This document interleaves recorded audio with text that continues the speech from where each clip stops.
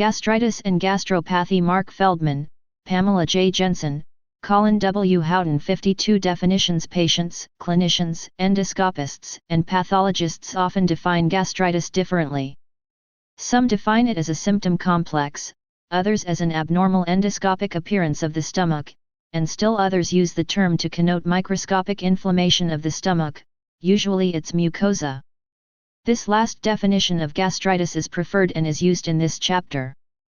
Other non-inflammatory conditions of the stomach are referred to as gastropathies. There is a weak relationship between histologic gastritis and symptoms. In fact, many patients with gastritis are asymptomatic. The relationship between microscopic and gastroscopic abnormalities is also imprecise.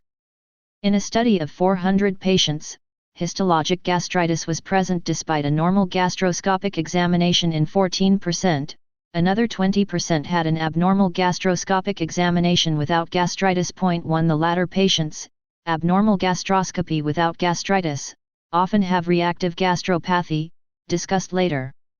Gastric biopsies must be obtained to be able to diagnose gastritis. Potential indications for gastroscopic biopsies may include patients undergoing EGD for dyspepsia, 2 patients with gastric erosion, S, or ulcer, S, thick gastric fold, S, gastric polyp, S, or mass, ES, and for diagnosis of HP infection, discussed later. 2 biopsies should be taken from the antrum, lesser and greater curvatures, 1 from the incisura angularis, and 2 more from the gastric body, lesser and greater curvatures.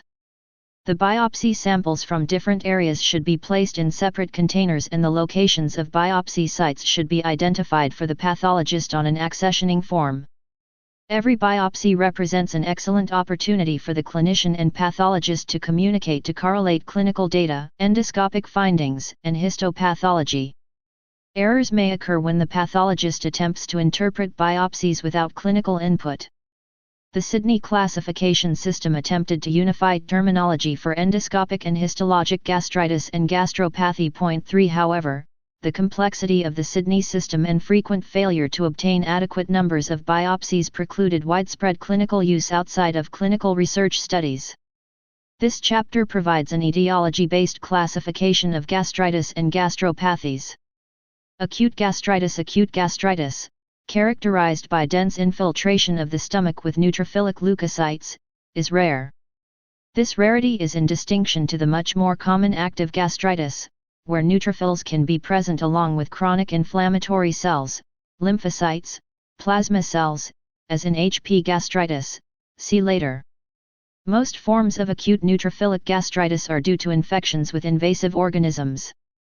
Phlegmonous, suppurative, gastritis is an infection of the gastric submucosa and muscularis propria, often sparing the mucosa. 4-19 Many types of invasive microorganisms have been identified, including gram-negative bacilli, anaerobes, gram-positive cocci including group A streptococci, and fungi, e.g., mucormycosis, see later. The gastric phlegmon may simulate a mass. The esophagus may also be involved or even be the apparent source of the infection. Infection may spread to the adjacent liver and spleen with abscess formation. Acute phlegmonous/necrotizing gastritis has been associated with a variety of conditions including recent large intake of alcohol, respiratory tract infection and AIDS, and other immunocompromised states, including liver transplantation. An especially severe form of phlegmonous gastritis is emphysema II gastritis, due to gastric infections with gas-producing organisms, such as Clostridium perfringens, E. coli, and S. aureus. Gas in the wall of the stomach and in the portal venous system is often present, Fig. 52.1. Imaging studies, plain films, CT, show gas bubbles conforming to the contour of the stomach, often in the form of cystic gas pockets. Although full recovery from phlegmonous or emphysema II gastritis may occur, the condition may progress to gastric and esophageal gas gangrene and be fatal. Risk factors for emphysema II gastritis include recent gastroduodenal surgery, ingestion of corrosive materials, gastroenteritis, or GI infarction. Patients with phlegmonous or emphysema II gastritis typically appear septic and present with acute upper abdominal pain, peritonitis, purulent acidic fluid, fever, and hypotension. Preoperative diagnosis is possible with plain films, US, or CT. Gastroscopy with or without biopsy and culture of gastric contents may establish the diagnosis. Grossly, the stomach wall appears thick and edematous with multiple perforations, and the mucosa may demonstrate a granular, green-black exudate. Microscopically, the edematous submucosa reveals an intense polymorphonuclear infiltrate and numerous gram-positive and/or gram-negative bacteria, as well as vascular thrombosis. The mucosa may demonstrate extensive areas of necrosis. The mortality rate of phlegmonous gastritis is close to 70%, probably because it is so rare and difficult to diagnose and because treatment is initiated too late. The definitive treatment is either gastric resection or drainage, source control, combined initially with systemic broad-spectrum antibiotics directed against the most common organisms, Escherichia coli and other gram-negative bacilli, anaerobic and group A streptococci, and Staphylococcus aureus. Vancomycin and piperacillin/tazobactam is one empiric regimen that can be used. Acute phlegmonous gastritis can paradoxically be associated with both granulocytic leukemia and with neutropenia. Although not as common as neutropenic cystitis, typhlitis, or enterocolitis, neutropenic gastritis can be an isolated finding. Other forms of acute gastritis are discussed later, see infectious gastritis. Chronic gastritis is much more common than acute gastritis, although it may be clinically silent. Its prevalence is declining in developed countries. 20 The major importance of these chronic gastritides, including HP gastritis, relates to the fact that they are risk factors for other diseases such as PUD and gastric neoplasms, including adenocarcinoma and lymphoma, MALtoma, discussed in detail in other chapters.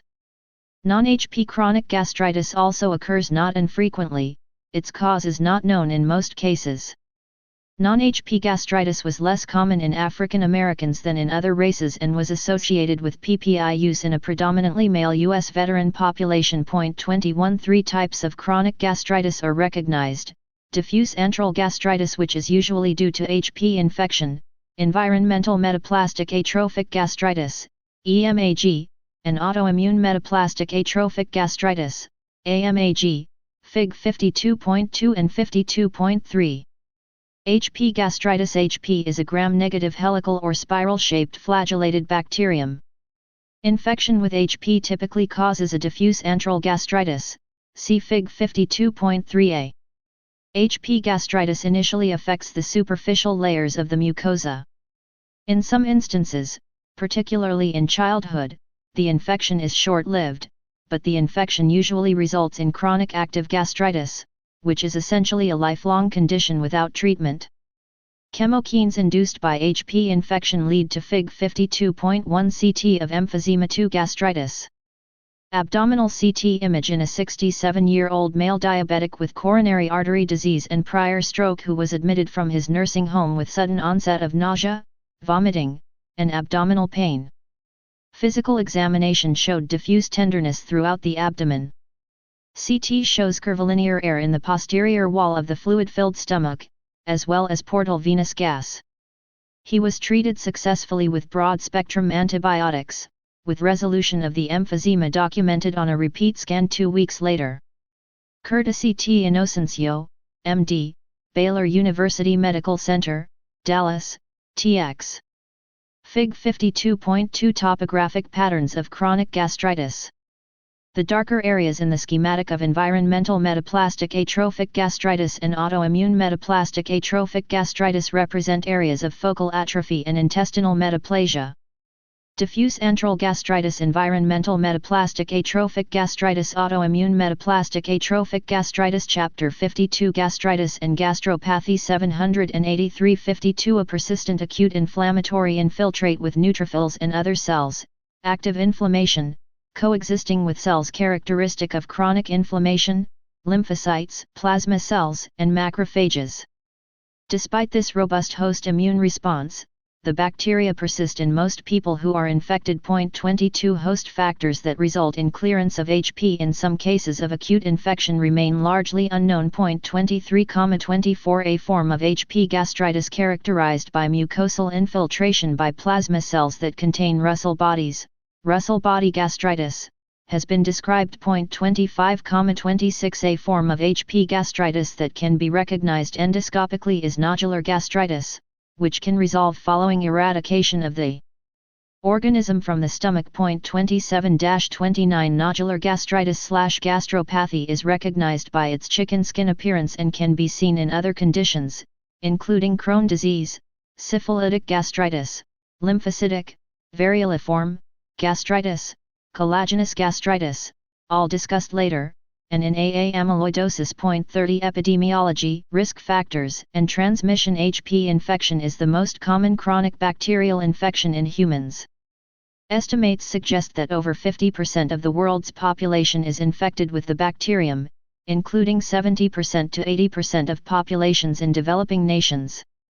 Genetic sequence analysis suggests that humans have been infected for more than 60,000 years, corresponding to the time when they first migrated from Africa. 31 A key risk factor for infection is socioeconomic status during childhood. Infection is commonly acquired at an early age, particularly in developing countries where the majority of children become infected before the age of 10. 32-33 During early childhood, spontaneous clearance of the bacteria is common, but often with subsequent reinfection. In older children and adults, infection usually persists, so that the prevalence of HP infection can exceed 80% by ages 20 to 30 in the developing areas of the world. In developed countries, such as the USA, young children can also acquire HP, but with spontaneous clearance there is a lower chance of reinfection, and consequently, persistent infection is less frequent. 33-34 In fact, serologic evidence of HP infection is uncommon in children before age 10, but rises to 10% in adults between 18 and 30 years of age, and further increases to 50% in those age 60 or older. 33 This increased prevalence of infection with age was initially thought to represent continuing acquisition throughout adult life. However, new adult infection and reinfection are quite uncommon, especially in developed countries, where reinfection is estimated to occur in less than 0.5% of cases per year. Epidemiologic evidence supports childhood-acquired infection even in developed nations, and thus the frequency of HP infection for any age group in a locality reflects that particular birth cohort's rate of bacterial acquisition early in life. 33 In the USA, infection within any age group is less common in whites than in African Americans and Hispanics. 35 Hispanic immigrants and their first-generation children are more likely to harbor HP than their second-generation offspring. 36 These differences probably relate to factors early in life that are linked to acquiring infection. ABC metaplasia and nests of enterochromaffin-like cells, arrows, HNE, times 400. Glands lined by goblet cells, arrow, HNE, times 200. C. Autoimmune metaplastic atrophic gastritis, with goblet cells. Ion is characteristic of HP infection, HNE, times 400. B. Environmental metaplastic atrophic gastritis. Note several TIS. Chronic inflammation within the lamina propria and neutrophils infiltrating the gastric pit epithelium. This LE Fig. 52.3 Histopathology of chronic gastritis. For normal histology, see Chapter 49. A. Diffuse antral gastry 784 Part 6 Stomach and duodenum housing density, crowded conditions in the home, number of siblings, sharing a bed, and lack of hot or running water have been linked to higher rates of infection. 33-37 In Japan, the declining prevalence of HP infection appears to parallel the nation's post-war economic progress with improvement in hygiene and sanitation.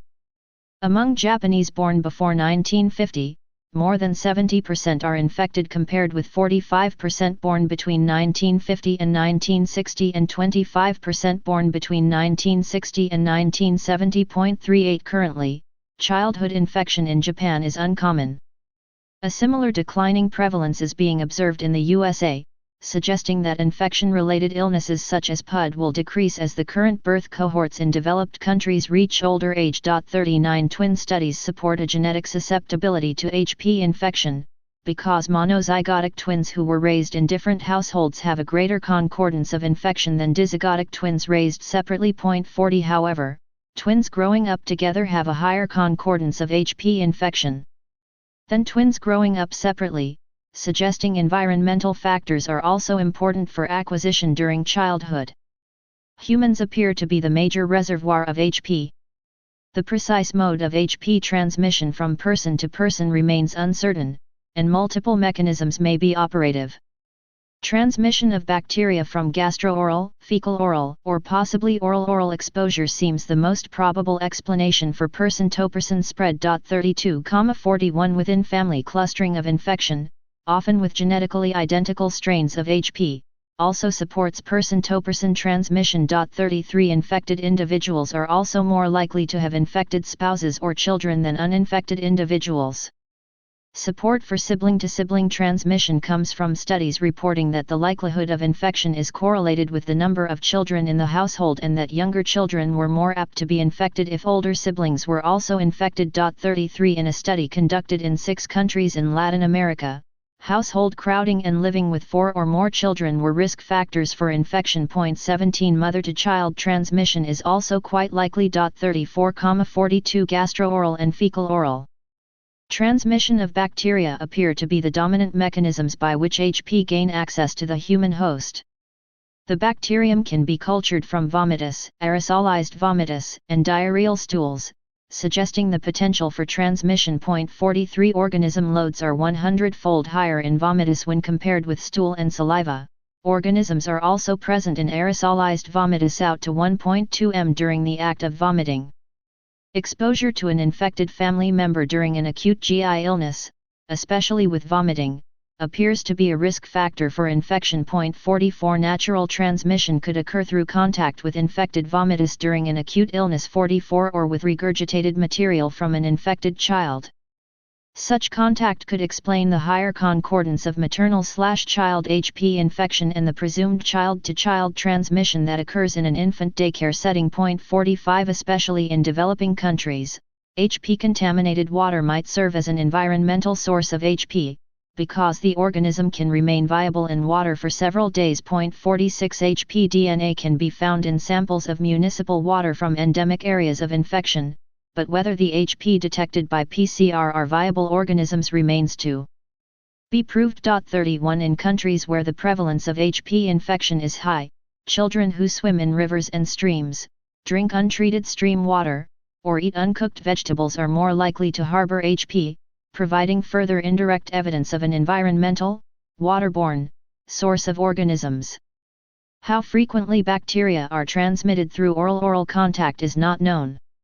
Although organisms can be identified in dental plaque, periodontal pockets, and saliva, the prevalence is low, as is the organism count. 47,48, thus, it is questionable if the mouth can serve as a source or reservoir for HP.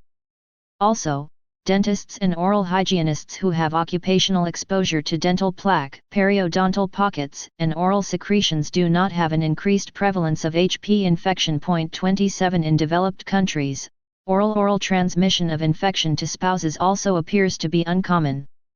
Infected gastric juice may serve as a source of bacterial transmission. 49,50 Iatrogenic infection has also occurred during the use of a variety of inadequately disinfected gastric devices, endoscopes, and endoscopic accessories. 32 Gastroenterologists and nurses appear to be at increased risk for acquiring HP. 51 Mandated universal precautions, hand washing, standardized equipment disinfection, and use of video endoscopes that reposition the instrument channel away from the mouth may reduce such occupational and iatrogenic transmission.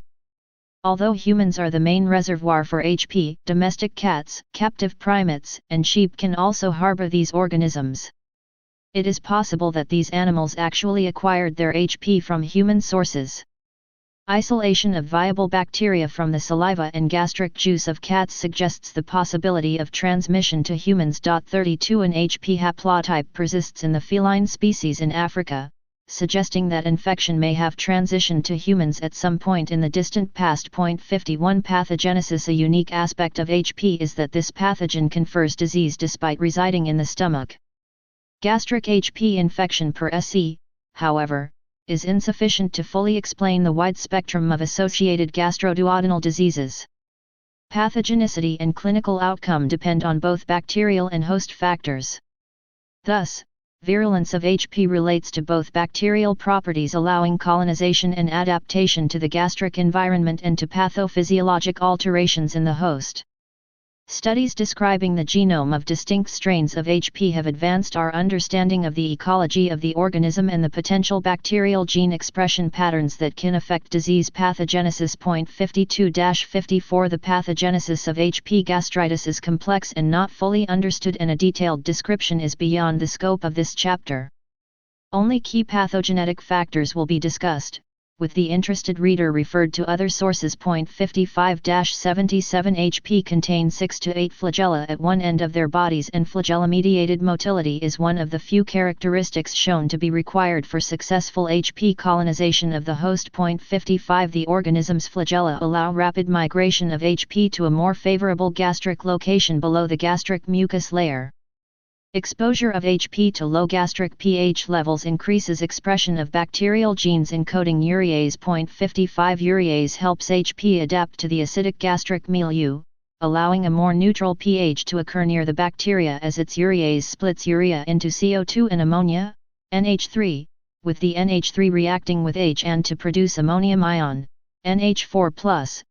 56 HP shows strict tropism for gastric-type mucosa, including in non-gastric regions of the GI tract where there is gastric metaplasia. Conversely, HP do not colonize epithelium in a stomach that has undergone intestinal metaplastic change, see later, possibly because antimicrobial factors produced by host metaplastic epithelium select against colonization. This possibility is supported by the finding that HP rarely colonize the deeper portions of the gastric glandular mucosa, where antimicrobial O-glycans are found. 57 Metaplasia may also be associated with hypochlorhydria/achlorhydria, encouraging overgrowth of the stomach with other, non-HP, species of bacteria. Toll-like receptors, TLRs, are a family of pattern recognition receptors with specificity for various bacterial molecules. 63,43 TLRs are components of the host's innate immune system. 44 Lipopolysaccharide PS from HP stimulates gastric epithelial cell and monocyte responses via TLR4 and TLR2. 2.64-66,244 A key interaction between HP and gastric epithelium is mediated by a segment of bacterial DNA referred to as the CAG pathogenicity island, CAG-pi. Genes within the CAG-pi encode for a type 4 secretion apparatus, CAGE, that allows other bacterial chapter 52 gastritis and gastropathy 785-52 macromolecules, such as CAG-A, to be delivered directly into the host cell. 53,67 The CAG-pi plays an important role in the pathogenesis of chronic HP gastritis in humans. 53,68 HP bearing the CAG-pi are associated with increased interleukin, IL-8 expression, mucosal inflammation, peptic ulceration, and apoptosis compared to CAG-pi negative strains. 69,70 Mongolian gerbils infected with mutated HP strains lacking CAGE exhibit less severe gastritis, fewer peptic ulcers, less intestinal metaplasia, IM, and less gastric cancer than gerbils infected with the wild-type strain. 71 Different CAG-A proteins from distinct geographic HP populations appear to be tyrosine phosphorylated by host cells in different manners, resulting in variable effects on intracellular signaling. 78-85 Such heterogeneity in CAG-A may lead to different host responses that could account for some of the geographic differences seen in HP-associated disease. Although tyrosine phosphorylation of the CAG-A protein may be important, it is not the only mechanism whereby this molecule regulates the host response. 86,87 All strains of HP possess the VACA gene, and more than half of strains produce a vacuolating cytotoxin, VACA. 53,73 VACA attaches to host epithelial cells via an interaction with cellular protein tyrosine phosphatases. 72 Thus, mice deficient in a protein tyrosine phosphatase do not develop gastric ulceration when exposed to HP that secrete VACA.74. Different VACA alleles have been detected in the 5-signal region, S region, and in the middle region, M region, of HP's VACA gene. 75. The S region is present as allele S1, which can be further distinguished as S1A, S1B, S1C, or as allele S2, whereas the M region is present as allele M1 or M2. Production of VACA is designated by the allelic combinations, e.g., S1/M1, S1/M2, S2/M1, S2/M2. Specific VACA alleles, S1 and M1, are associated with peptic ulceration. 75 and the induction of host epithelial cell apoptosis. 76 Other bacterial virulence factors have also been associated with a putative increased risk of gastric adenocarcinoma. However, studies showing direct cancer causation for any of these bacterial factors in isolation have proved unfruitful. These findings support the notion that any bacterial or host factors that increase the host inflammatory response to infection may increase the risk of gastric cancer, and that the degree of mucosal inflammation, cell injury, and gastric atrophy is the best determinant of cancer risk in an individual patient. 77 Gastric epithelial cells play an integral part in the host response to HP infection, in addition to being the target of infection. Epithelial cell responses to HP include changes in their morphology, 88 disruption of their tight junctional complexes, 89 production of cytokines, 67 increased proliferation, enhanced cell death via apoptosis, and induction of numerous host genes associated with the cellular stress that accompanies infection. 23 Expression of genes by epithelial cells infected with HP is regulated by transcription factors, particularly nuclear factor kappa B, NF-kappa B. As discussed in Chapter 2, NF-kappa B regulates expression of a wide variety of pro-inflammatory cytokines and cellular adhesion molecules in response to infection or the local cytokine milieu.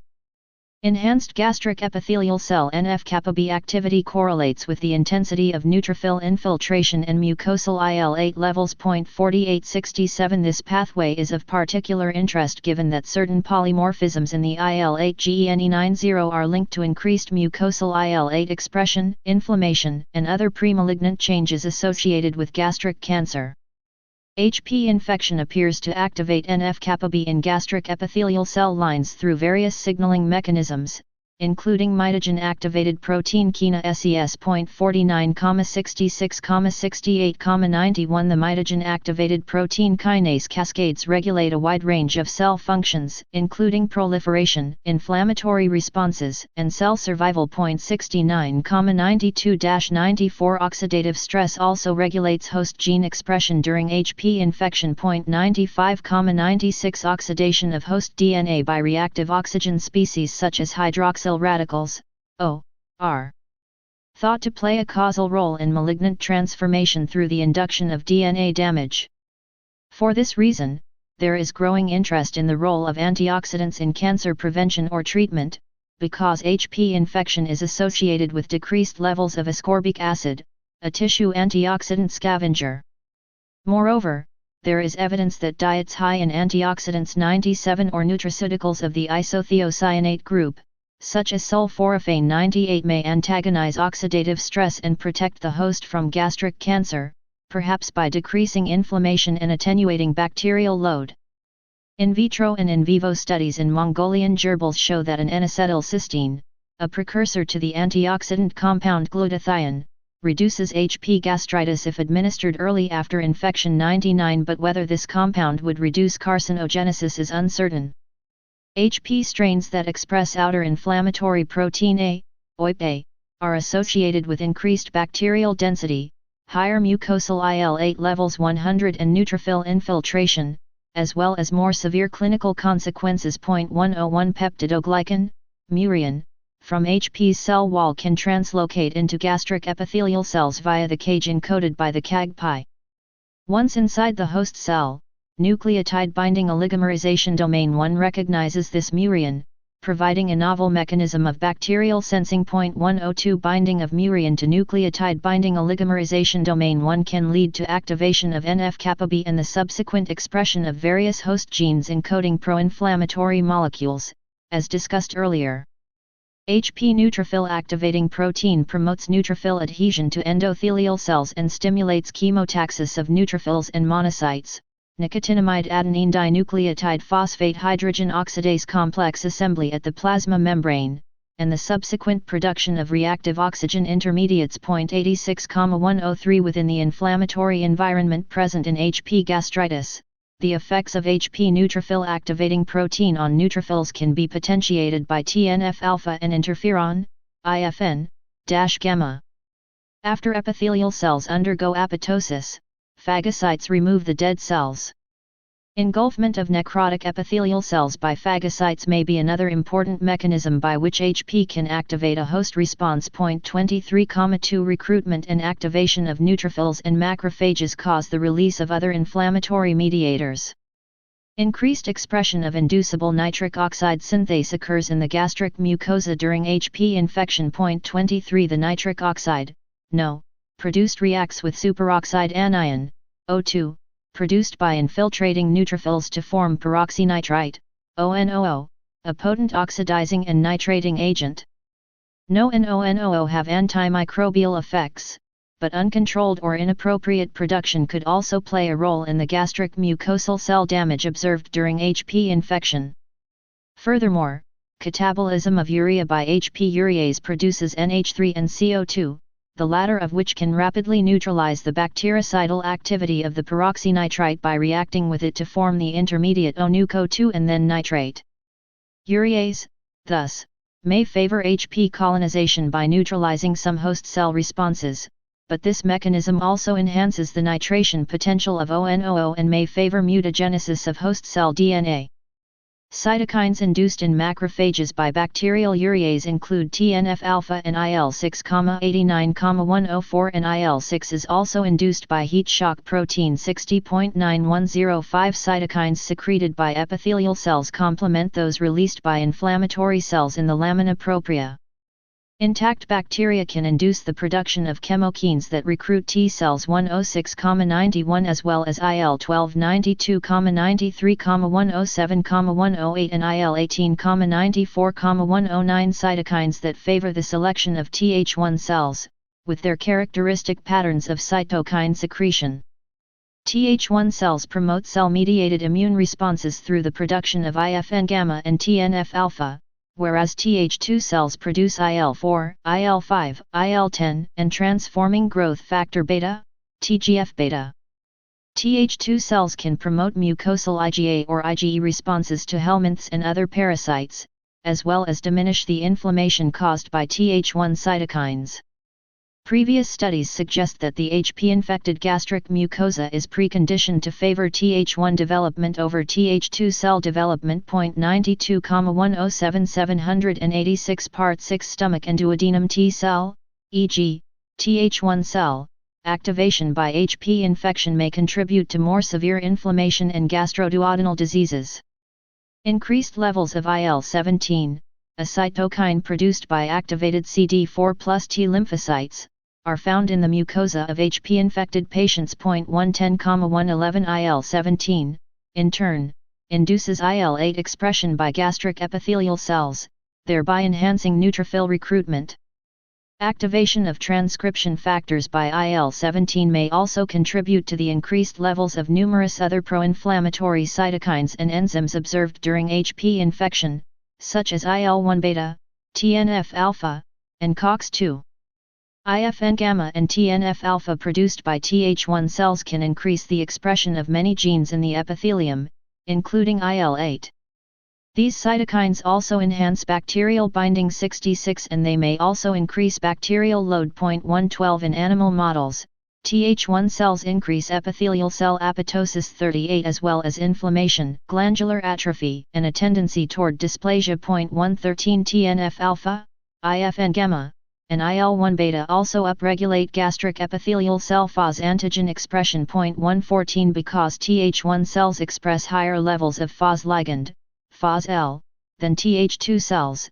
The relative increase in Th1 cells during HP infection may induce epithelial cell death through Fos ligand, Fos-L, interactions. 114,115. This notion is substantiated by the observation that proton pump, H plus K plus ADPase, specific Th1 cells in the gastric mucosa kill target epithelial cells via Fos-Facil interactions and may act as effector cells in autoimmune gastritis, discussed later. 116. IgA antibodies, normally produced in the GI tract, see Chapter 2, are highly adapted for mucosal protection, conferring protective immunity without activating the complement cascade, and causing deleterious amounts of cell damage and inflammation. The number of IgA-producing plasma cells increases in HP infection. However, increased numbers of IgG and IgM-producing plasma cells are also detected, along with activated complement. Monoclonal antibodies that recognize HP can cross-react with human and murine gastric epithelial cells. 117,118. Transfer of these antibodies to recipient mice induces gastritis. 117, as does the transfer of B cells that recognize heat shock proteins from individuals with MAL toma. 119. With few exceptions, infection with HP persists for the life of the host unless there is some intervention with antibiotics. This observation has led to investigations as to whether immunologic tolerance impairs immunity. Several bacterial factors, including urease and catalase, thwart innate host responses to infection. 22. Furthermore, production of arginase by HP inhibits no production and may favor bacterial survival. 120. Whereas virulent strains of HP impair phagocytosis. 121. And mucus production. 122. The VACA toxin can impair bacterial antigen presentation by macrophages by inhibiting the antigen presentation pathway. 123. Moreover, HP produce molecules that mimic host molecules, such as Lewis antigens, that theoretically could stimulate T cells to release cytokines that help avoid autoimmune reactions. However, as already discussed, the cytokine profile associated with HP infection is not one that would be expected to occur in a tolerant environment. For example, IL-4, IL-10, and TGF-beta, which could mediate an anti-inflammatory effect, are not expressed to the same levels as pro-inflammatory Th1 cytokines such as IFN-gamma and TNF-alpha. 23. Because the infected gastric mucosa is characterized by chronic active inflammation, tolerance, if it has occurred, may favor persistent infection even though it cannot prevent the chronic inflammatory response. Genetic heterogeneity in the regions of the host genome that controls the magnitude of inflammation is associated with gastric cancer development. Chapter 54, 124. Polymorphisms in the regions controlling IL-11/25 are associated with an increased incidence of hypochlorhydria and gastric cancer in HP-infected individuals and decreases the incidence of DO recurrence. 126. Increased IL-1 expression may not only drive inflammation but also lead to a physiologic change known to precede gastric cancer development, because IL-1 potently inhibits gastric acid secretion. See Chapter 51. Other genes that regulate the magnitude of the inflammatory response to HP, including IL-10, TNF-alpha, and IL-8, have also been associated with the sequence of events leading to cancer. 127,128. Elevated fasting and meal-stimulated serum gastrin levels are well documented in individuals with HP infection. 3. The net effect of HP infection on gastric acid secretion in an infected individual is variable, however, depending on the duration and distribution of HP infection and presence or absence of atrophy of the oxyntic glandular mucosa, see Chapters 51 and 53. HP infection also reduces gastric mucin secretion and mucosal hydrophobicity, abnormalities that can be reversed after eradication of infection. Epithelial barrier function is altered during HP infection as a consequence of both direct effects of HP infection and the accompanying inflammatory responses that collectively increase epithelial cell proliferation and programmed cell death. 23. Bacterial, HP, related factors involved in the pathogenesis of HP gastritis in the host discussed earlier are summarized in box 52.1. Environmental factors can have a moderating role in the HP host interactions. Such factors as smoking, a high-salt diet, and various environmental mutagens can heavily influence both the degree and rate of progression of mucosal injury. In Japan, for example, the incidence of gastric cancer fell by 60% between 1965 and 1995 despite no change in the virulence of the most common strain of HP. This dramatic drop has been attributed to societal changes such as refrigeration versus salt preservation, westernization of the diet, and smoking reduction. 77 Diagnosis. There are endoscopic and non-endoscopic tests available to diagnose HP infection. Such techniques may detect HP directly, gastric histology, stool bacterial antigen culture, or indirectly, urease detection or antibody response. 129,130 The appropriate method to choose depends on the clinical situation, prevalence of infection in the population, pre-test probability of infection, test availability, and cost. Recent use of antibiotics or PPIs can influence the results of certain tests. 131 The commonly used diagnostic tests and their advantages and disadvantages are summarized in Table 52.1. Endoscopic tests. Performing EGD solely to obtain gastric biopsies for the diagnosis of HP infection is not appropriate. When EGD is clinically indicated, there are three methods to identify HP in a gastric biopsy specimen: biopsy urease testing, histology, and culture. The choice of method depends on the clinical situation, cost, availability, and test accuracy. 125 For each method, either one or two biopsies are obtained from both the antrum and corpus. Biopsy urease testing is recommended initially because the method is efficient, relatively inexpensive, and generally accurate. 131,132 Gastric biopsy material is tested for urease activity by placing tissue in a medium containing urea and a pH reagent such as phenolphthalein. HP urease hydrolyzes urea, liberating ammonia, which produces an alkaline pH and a resultant color change of the phenolphthalein test medium. 129 Test results can be positive. Box 521 Some components of HP that are involved in the pathogenesis of gastritis. CAG pathogenicity island, pi, including CAG-A and CAG-E flagella. HP neutrophil activating protein, HP NAP, lipopolysaccharide outer inflammatory protein A, OIP-A, peptidoglycan, muriin, urease vacuolating toxin A, VACA. Chapter 52 Gastritis and Gastropathy 787 52 Within minutes to hours.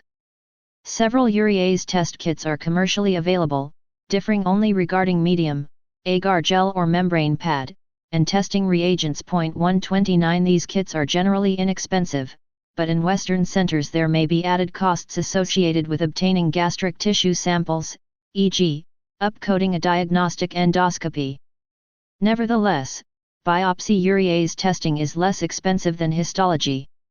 Sensitivity and specificity of biopsy urease tests are 90% to 95% and 95% to 100%, respectively. 129,133 Accuracy can be negatively affected by blood in the stomach. 134 Or by use of antibiotics, bismuth-containing compounds, or acid anti-secretory drugs, especially PPIs. 135 Therefore, a negative urease test does not exclude HP infection in an individual taking anti-secretory medication, a common scenario in patients referred for EGD. To improve sensitivity in such patients, stopping the potentially problematic medication and delaying EGD for 2 weeks, if possible, can be considered, and testing multiple, greater than 2, biopsy samples from the antrum and corpus may be attempted. Gastric mucosal histology assessment is generally not necessary to diagnose HP, but it can provide information regarding the severity of mucosal inflammation, see Fig 52.3a, and for the detection of HP-associated precancerous lesions such as metaplastic, chronic, atrophic gastritis, discussed later, and dysplasia. 129 Histologic examination had been considered the gold standard for identifying infection, with reported sensitivity and specificity as high as 95% and 98%, respectively. 136. However, the distribution and density of organisms can vary within the stomach, with the potential for sampling error, particularly in patients taking anti-secretory medications. Detection of organisms is common with standard H&E staining, but is improved with special stains such as Giemsa, silver, Genta, or specific immunohistochemical stains. Fig 52.4. 130-136-137 Culture of mucosal biopsies is difficult because HP is fastidious and slow-growing, requiring specialized media and growth environment. 129-130 Culturing HP is not routinely available in contemporary U.S. practice. When culturing gastric mucosal biopsies for HP, tissue should be obtained before biopsy forceps are exposed to formalin. Tissue is then placed in a container with only a few drops of saline or appropriate media to preserve the specimen during transport to a local or off-site microbiology facility. 130 Although mucosal culture is not generally recommended, culture with antibiotic sensitivity testing can guide subsequent treatment in patients with refractory infection, with the understanding that in vitro sensitivity testing does not always predict clinical treatment outcome. 130-138 Table 52.1 Tests for HP. Infection endoscopic tests. Advantages, disadvantages. Biopsy urease rapid results, accurate in patients not using PPIs or antibiotics. No added pathology cost, requires endoscopy, less accurate after treatment or in patients using PPIs. Histology, excellent sensitivity and specificity, especially with special immunostaining, provides additional information about gastric mucosa. Expensive, endoscopy and pathology costs, some inter-observer variability, accuracy affected by PPI and antibiotic use. Culture specificity 100% allows antibiotic sensitivity testing. Difficult culture protocol not widely available. Expensive non-endoscopic tests. Serology, qualitative or quantitative IgG, widely available. Inexpensive. Good NPV, poor PPV. If HP prevalence is low, not useful after treatment. Urea breath, 1,3C or 1,4C, identifies active infection. Accuracy, PPV, NPV, not affected by HP prevalence. Useful both before and after treatment. Availability and reimbursement. Inconsistent accuracy. Affected by PPI and antibiotic use. Small radiation dose. WITH14C test stool antigen identifies active infection. Accuracy, PPV, NPV, not affected by HP prevalence. Useful both before and after treatment. Fewer data available. Accuracy affected by PPI and antibiotic use. AB Fig 52.4 Histopathology of HP gastritis. A. Active chronic gastritis with diffuse lymphoplasmacytic inflammation and neutrophils infiltrating the gastric pit epithelium, H&E, times 400. B. Immunohistochemistry for HP showing organisms along the gastric epithelial surfaces, arrows. IHC, times 400. 788 Part 6 Stomach and duodenum non-endoscopic tests. Serology is the most popular non-invasive test in clinical practice and is used for its convenience and relatively low cost. As described earlier, infection incites a systemic immune response. An enzyme-linked immunosorbent assay technology can detect IgG serum antibodies to a variety of bacterial antigens. 129-130 Tests for IgA and IgM antibodies are less reliable, and their use is discouraged. 129 Office-based kits that test whole blood can provide results within 30 minutes and permit point-of-service testing. Although serology is relatively inexpensive, non-invasive, and ideally suited to a primary care setting, the prevalence of HP in the population being tested influences its accuracy. 131 The sensitivity of serology is generally quite high, 90% to 100%, but its specificity is variable, 76% to 96%. Therefore, in populations where infection is less common, including the USA, the negative predictive value of serology is high, but the positive predictive value is not, with many false positive results.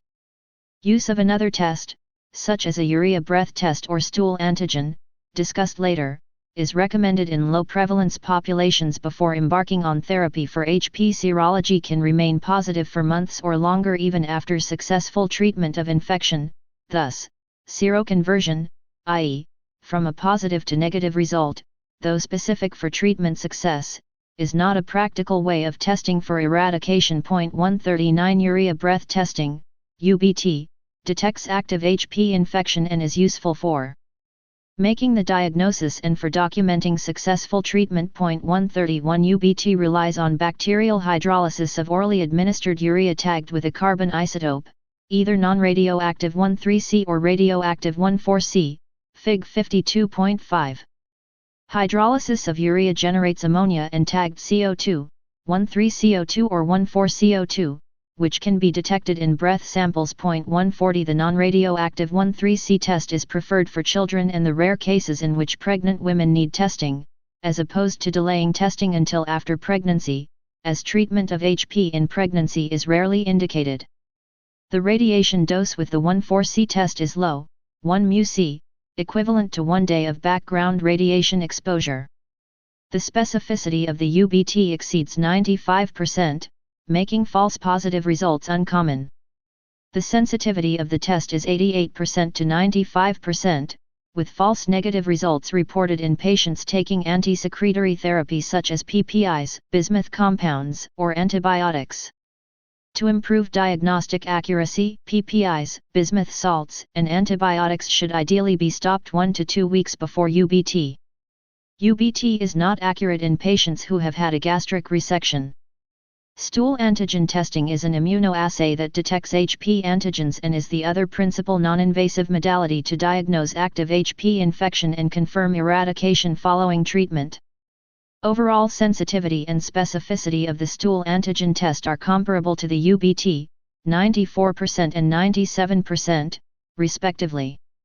A rapid HP stool antigen test is available that permits testing during a clinic visit, but it is slightly less accurate than a traditional laboratory-based stool test. 141 The sensitivity of stool testing is also reduced by PPIs, bismuth salts, and antibiotics, which can decrease bacterial load. Thus, similar precautions as described earlier for UBT are recommended when using stool antigen tests. PCR is a sensitive method to detect HP and to detect antibiotic resistance genes, but it is not yet practical for routine clinical diagnosis. 142 It is useful for research purposes to identify bacteria in gastric biopsies, stool, or drinking water in a community setting, to type organisms in epidemiologic or transmission studies, and for testing for antibiotic resistance genes. When clinically indicated, it is appropriate to confirm successful eradication of infection with either a UBT or stool antigen test. Current USA treatment guidelines, discussed later, suggest that all infected individuals should undergo testing to confirm successful eradication of infection. 143,144 The European guidelines favor offering non-invasive tests to all individuals treated for HP to confirm eradication. Post-treatment endoscopy with biopsy is only necessary if a repeat procedure is clinically indicated. In such patients, sampling multiple areas of the stomach is important to avoid missing persistent infection due to alteration of the bacterial density and distribution by prior antibiotics and anti-secretory medications. These tests should not be performed sooner than 6 to 8 weeks after completion of treatment, because earlier testing might yield false negative results. Also, medications that could affect test results, such as PPIs, should be discontinued for at least 1 to 2 weeks before testing to improve accuracy. The chronic inflammation associated with HP infection may take months and sometimes over a year to subside following eradication of the organism, so its presence in biopsy material should not be interpreted as persistent infection.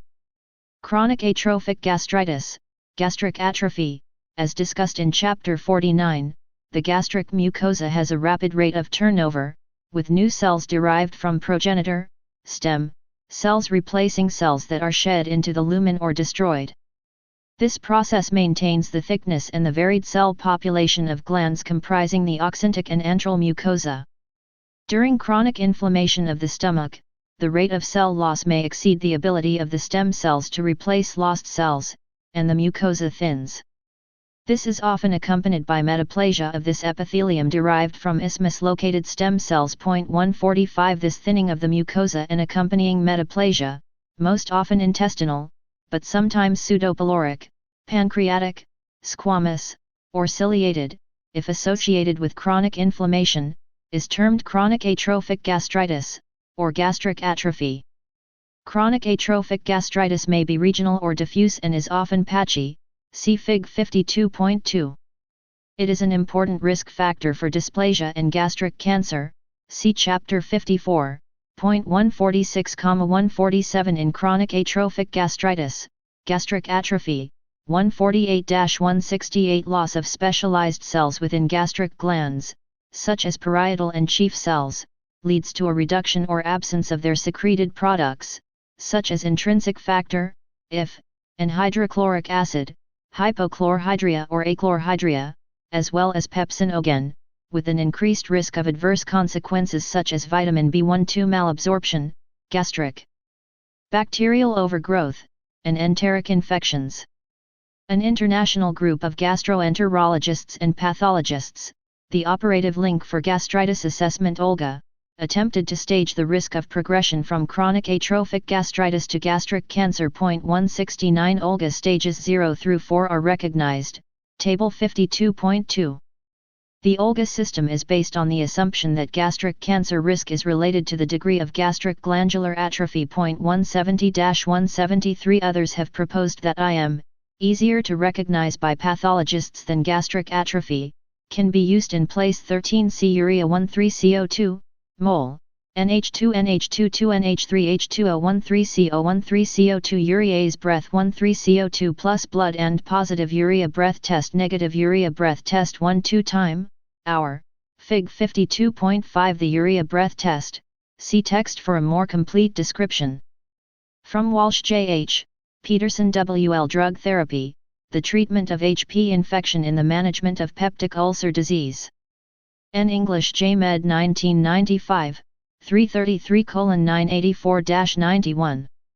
Chapter 52 Gastritis and Gastropathy 789-52 of gastric atrophy, Algem, point 174-175 However, focusing on IM rather than the degree of gastric atrophy may be less sensitive in identifying patients at high gastric cancer risk. 176 The Kyoto classification system is also used to assess cancer risk, especially in Japan. 177 Subtyping of IM into complete, small intestinal, or incomplete, colonic, is of uncertain prognostic value, although a literature review suggested a higher cancer risk with the incomplete, colonic, type, especially if the intestinal goblet cells contain predominantly sulfomucins as opposed to sialomucins. 178 Two types of chronic atrophic gastritis are recognized, Fig.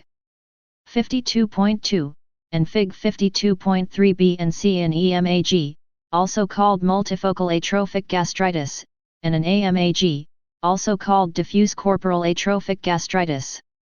At the two ends of the spectrum, these types can be distinguished using clinical, laboratory, endoscopic, and histologic features, Table 52.3.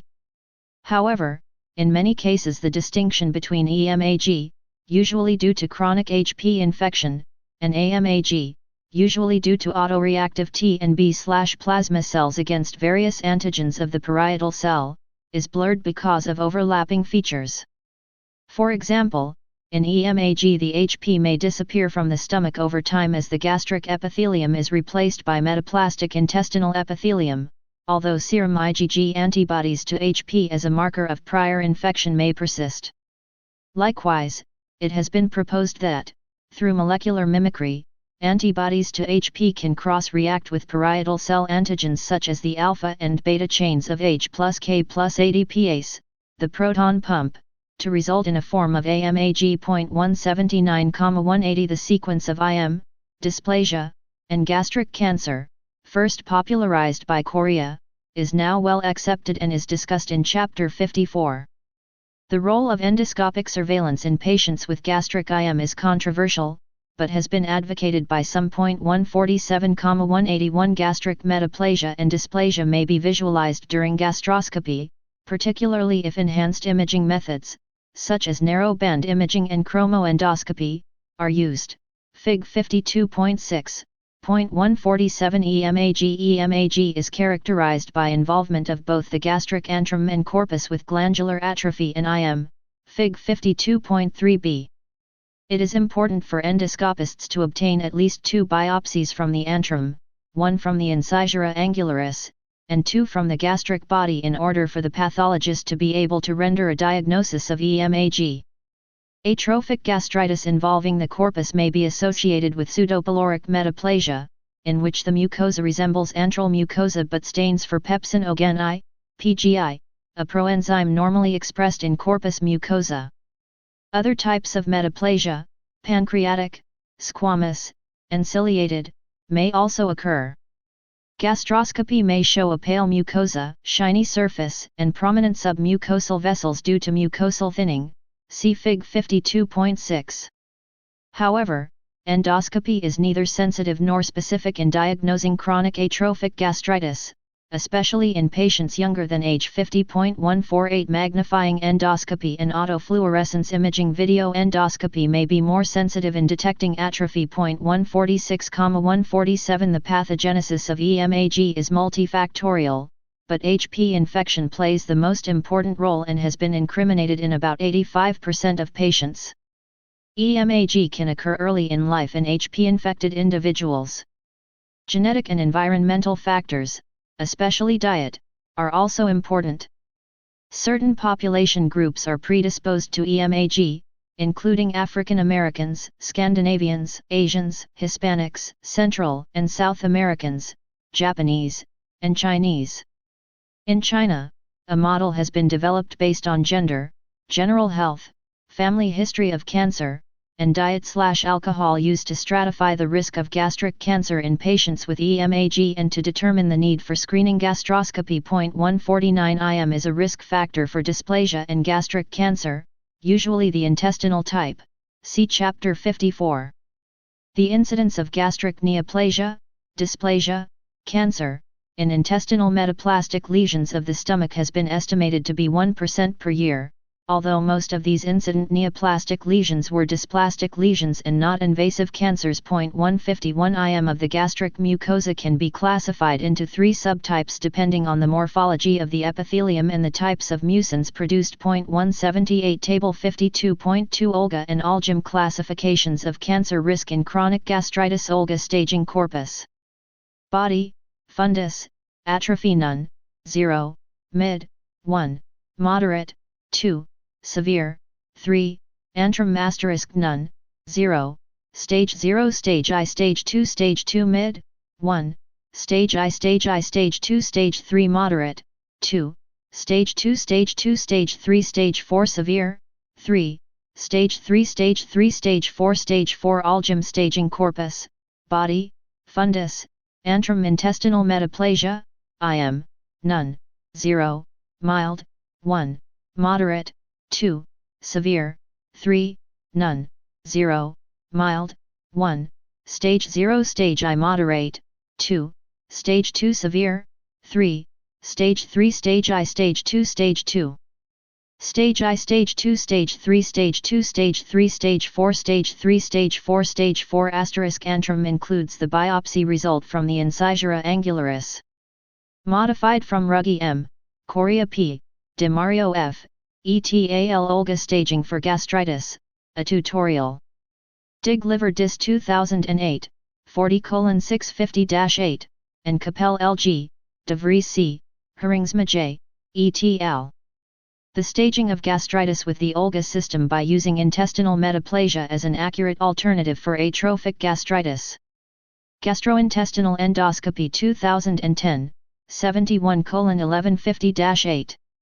Table 52.3 Spectrum of AMAG and EMAG. AMAG left and right arrow. AMAG/EMAG antibodies to intrinsic factor, overlap left and right arrow. EMAG parietal cell HP gastritis, current, past, other autoimmune disorders potentially reversible, HPRX, antral sparing. Antral involvement serum PGI and PGI/PGII ratio. Serum PG levels more variable. Hypergastrinemia can be marked, normal or slight increase in serum gastrin. Gastric carcinoid tumors. PG, pepsin ogen. 790 Part 6 Stomach and duodenum. BCDAEF Fig 52.6 EGDs in patients with metaplastic atrophic gastritis. Left, note paucity of folds in the antrum, panel A, at the incisura, panel B, and along the lesser curvature in the gastric body, panel C. Biopsy sites are shown with local bleeding. Narrowband imaging, panel D, which highlights the mucosal vascular pattern, did not suggest dysplasia, nor did 0.8% indigo carmine staining, not shown. Right, note 2.5 cm area of dysplastic epithelium in the antrum, panel A. The dysplastic area has been marked in anticipation of endoscopic submucosal resection, panel B. From Gomez J.M., Wang I. Gastric-intestinal metaplasia and early gastric cancer in the West, a changing paradigm. Gastroenterol Hepatil 2014, 10:369-78, with permission. Chapter 52 Gastritis and Gastropathy 791 AMAG 52 AMAG, also called diffuse corporal atrophic gastritis, is an autoimmune destruction of glands in the corpus of the stomach. AMAG is the pathologic process underlying pernicious anemia, an autoimmune disorder typically occurring in patients of Northern European or Scandinavian background and in African Americans. It may be associated with other autoimmune disorders, especially autoimmune thyroiditis. Although some patients with AMAG are asymptomatic, many complain of dyspepsia with postprandial distress. 182 patients with AMAG exhibit achlorhydria or hypochlorhydria, hypergastrinemia with enteral G-cell hyperplasia secondary to low or absent gastric acid, and low serum PGI concentrations with low ratios of serum PGI/PGII. 183,184 affected patients often have circulating antibodies to parietal cell antigens and to IF. The antibodies to IF are less sensitive for AMAG but more specific. Whereas antibodies to parietal cell antigens are more sensitive but less specific. Autoreactive T cells and subsequent production of autoantibodies against the alpha and/or beta chains of the H+, K+ ADPase, ATP4A and ATP4B, by B/plasma cells are thought to play a role in the pathogenesis of AMAG. 185 Pseudopyloric metaplastic, sometimes called spasmolytic polypeptide-expressing metaplasia, and metaplastic pancreatic acinar cells are also a feature of AMAG. 186 Histologically, atrophic glands with extensive IM are confined to the corpus mucosa, Fig 52.3c. 187 Atrophy is usually focal and the preserved islands of relatively normal oxyntic mucosa may appear polypoid endoscopically or radiologically, pseudopolyps. Rarely, AMAG progresses to diffuse, complete, gastric atrophy. Hypergastrinemia, a consequence of achlorhydria, is associated with enterochromaffin-like cell hyperplasia and gastric carcinoid tumors. 152 discussed in more detail in Chapter 34. Antibodies to parietal cell antigens, most notably the H+, K+ ADPase, are frequently present in patients with AMAG. These antibodies can also be detected in patients with various other autoimmune diseases, including type 1 diabetes mellitus. 154-156 and autoimmune thyroid diseases, Graves' disease and Hashimoto thyroiditis. 157-158 explaining the association of these conditions with pernicious anemia. The risk of AMAG is increased 3 to 5-fold in type 1 diabetic individuals, and some authors have suggested screening type 1 diabetics with gastroscopy and mucosal biopsy. AMAG has also been associated with autoimmune pancreatitis, as well as celiac disease/dermatitis herpetiformis. 162-188 in patients with AMAG, a proportion of the CD4+ lymphocytes present in the chronic inflammatory infiltrate within the gastric mucosa proliferate in response to H+, K+ ADPase. Most CD4+ cells secrete Th1 cytokines such as IFN-gamma and TNF-alpha, provide help for B-cell immunoglobulin production, and enhance perforin-mediated cytotoxicity, as well as Fos ligand-mediated apoptosis. These factors in combination may contribute to gland destruction in AMAG. Many patients with AMAG have circulating antibodies to HP and/or have HP detectable in their gastric oxyntic mucosa. Thus, HP may play a role in the pathogenesis of AMAG. 189 It appears HP strains producing CAG-A and VACA are most likely to cause AMAG. These particular HP are often the S1M1 Vaca subtype that also express Lewis blood group antigens X and Y.190. Lewis antigens on the HP may help camouflage the organism because these antigens are also present on human gastric epithelial cells. It has been suggested that when antibodies to Lewis antigens X and Y from HP develop, they cross-react with similar antigens on epithelial cells, resulting in AMAG, molecular mimicry. If chronic atrophic gastritis with IM develops in such patients over time, the prevalence of active HP infection will then decrease. Immune checkpoint inhibitors that block programmed death receptors, e.g., PD-1, are being used more often in cancer patients, and one such agent, nivolumab, has been reported to cause an autoimmune hemorrhagic gastritis. 191 Carditis. There is often a small rim of gastric glands in the cardia of the stomach just below the squamocolumnar junction of the esophageal and gastric mucosa, see Chapter 49. In an endoscopic study of normal volunteers, the majority had a cardiac-type mucosa in this region, the remainder had oxyntic mucosa with its specialized parietal and chief cells. 192 Inflammation of a cardiac-type mucosa, carditis, has been attributed to both HP and to GERD. Carditis occurring in healthy volunteers is mainly due to infection with HP. However, in patients found to have carditis during a diagnostic endoscopy, HP was present in only 11%. Severity of carditis in this diagnostic endoscopy population was more related to 24-hour acid exposure of the lower esophagus. 193 Chronic atrophic carditis with IM has been proposed to be a precursor of adenocarcinoma of the gastroesophageal junction, see Chapters 46 to 48, and 54.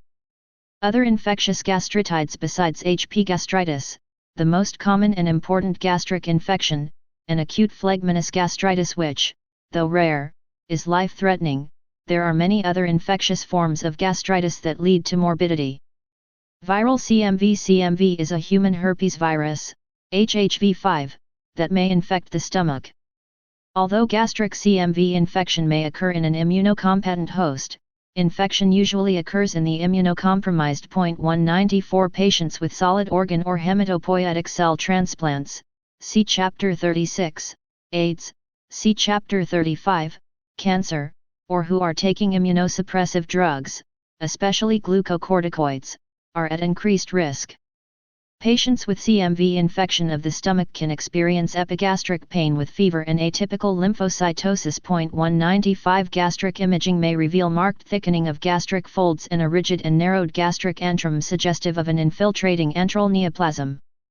Gastroscopy may reveal thickened hemorrhagic folds with a congested and edematous antral mucosa, covered with multiple ulcerations, suggestive of gastric malignancy, submucosal antral mass, or PUD.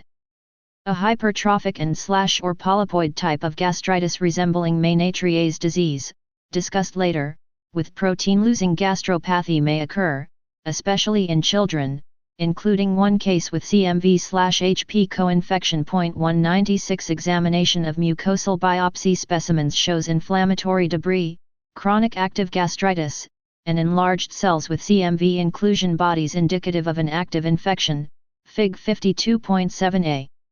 AUI intranuclear inclusions are the hallmark of CMV infection in routine H&E histologic preparations and may be found in vascular endothelial cells, mucosal epithelial cells, and connective tissue stromal cells. Multiple granular, basophilic cytoplasmic inclusions may also be present, see Fig 52.7b. When typical inclusions are hard to find in H&E stain sections, immunohistochemical stain for CMV may be helpful. Usual treatment is with 4-ganciclovir or foscarnet, along with reducing immunosuppression, if feasible. In patients with AIDS, antiretroviral therapy is required to prevent relapse of CMV infection. Other herpes viruses, gastritis from HSV1, HHV1, or varicella-zoster virus, HHV3, is rare. 197,198 Infected individuals typically experience the initial infection at an early age, and the virus then remains dormant until reactivation. Reactivation has been related to cancers, including lymphoma, and to radiation therapy and/or cancer 792 Part 6 stomach and duodenum chemotherapy agents.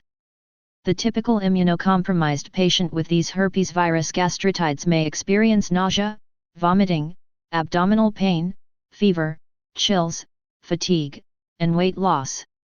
Barium air double contrast radiographs show a cobblestone pattern, shallow ulcerations with a ragged contour, and an interlacing network of crevices filled with barium that corresponds to areas of ulceration. Gastroscopy reveals multiple, small, raised, ulcerated plaques or linear, superficial ulcers in a crisscrossing pattern, giving the stomach a cobblestone appearance. Brush cytology and biopsies should be performed at the time of endoscopy. Brush cytology has the advantage of sampling a wider area of mucosa. Grossly, the ulcers are multiple, small, and of uniform size. Microscopically, cytological smears and biopsy specimens show nonspecific active inflammation, containing scattered multinucleated cells with smudged, ground glass, intranuclear inclusions. HHV1 and HHV3 show identical histology in tissue. Immunohistochemistry, viral culture, or PCR of an appropriate swab or tissue specimen is required to differentiate these two infections. 198 Treatment with acyclovir is reasonable but of unproved value. EBV, HHV4, is not present in normal gastric mucosa, but can be present in the stomach in almost half of the patients with gastritis. 199 Whether EBV is a cause of the gastritis in these cases is uncertain. EBV infection has been linked to gastritis cystica profunda, GCP, discussed later, and with gastric cancer. 200 Infectious mononucleosis due to acute EBV infection may lead to gastric lymphoid hyperplasia with atypical lymphocytes. 201 Measles, caused by rubeola virus, has many GI manifestation, including, rarely, gastritis. The characteristic histologic pattern is of numerous multinucleated giant cells, Warthin-Finkelday cells, within gastric epithelial and stromal cells, with background mild chronic inflammation.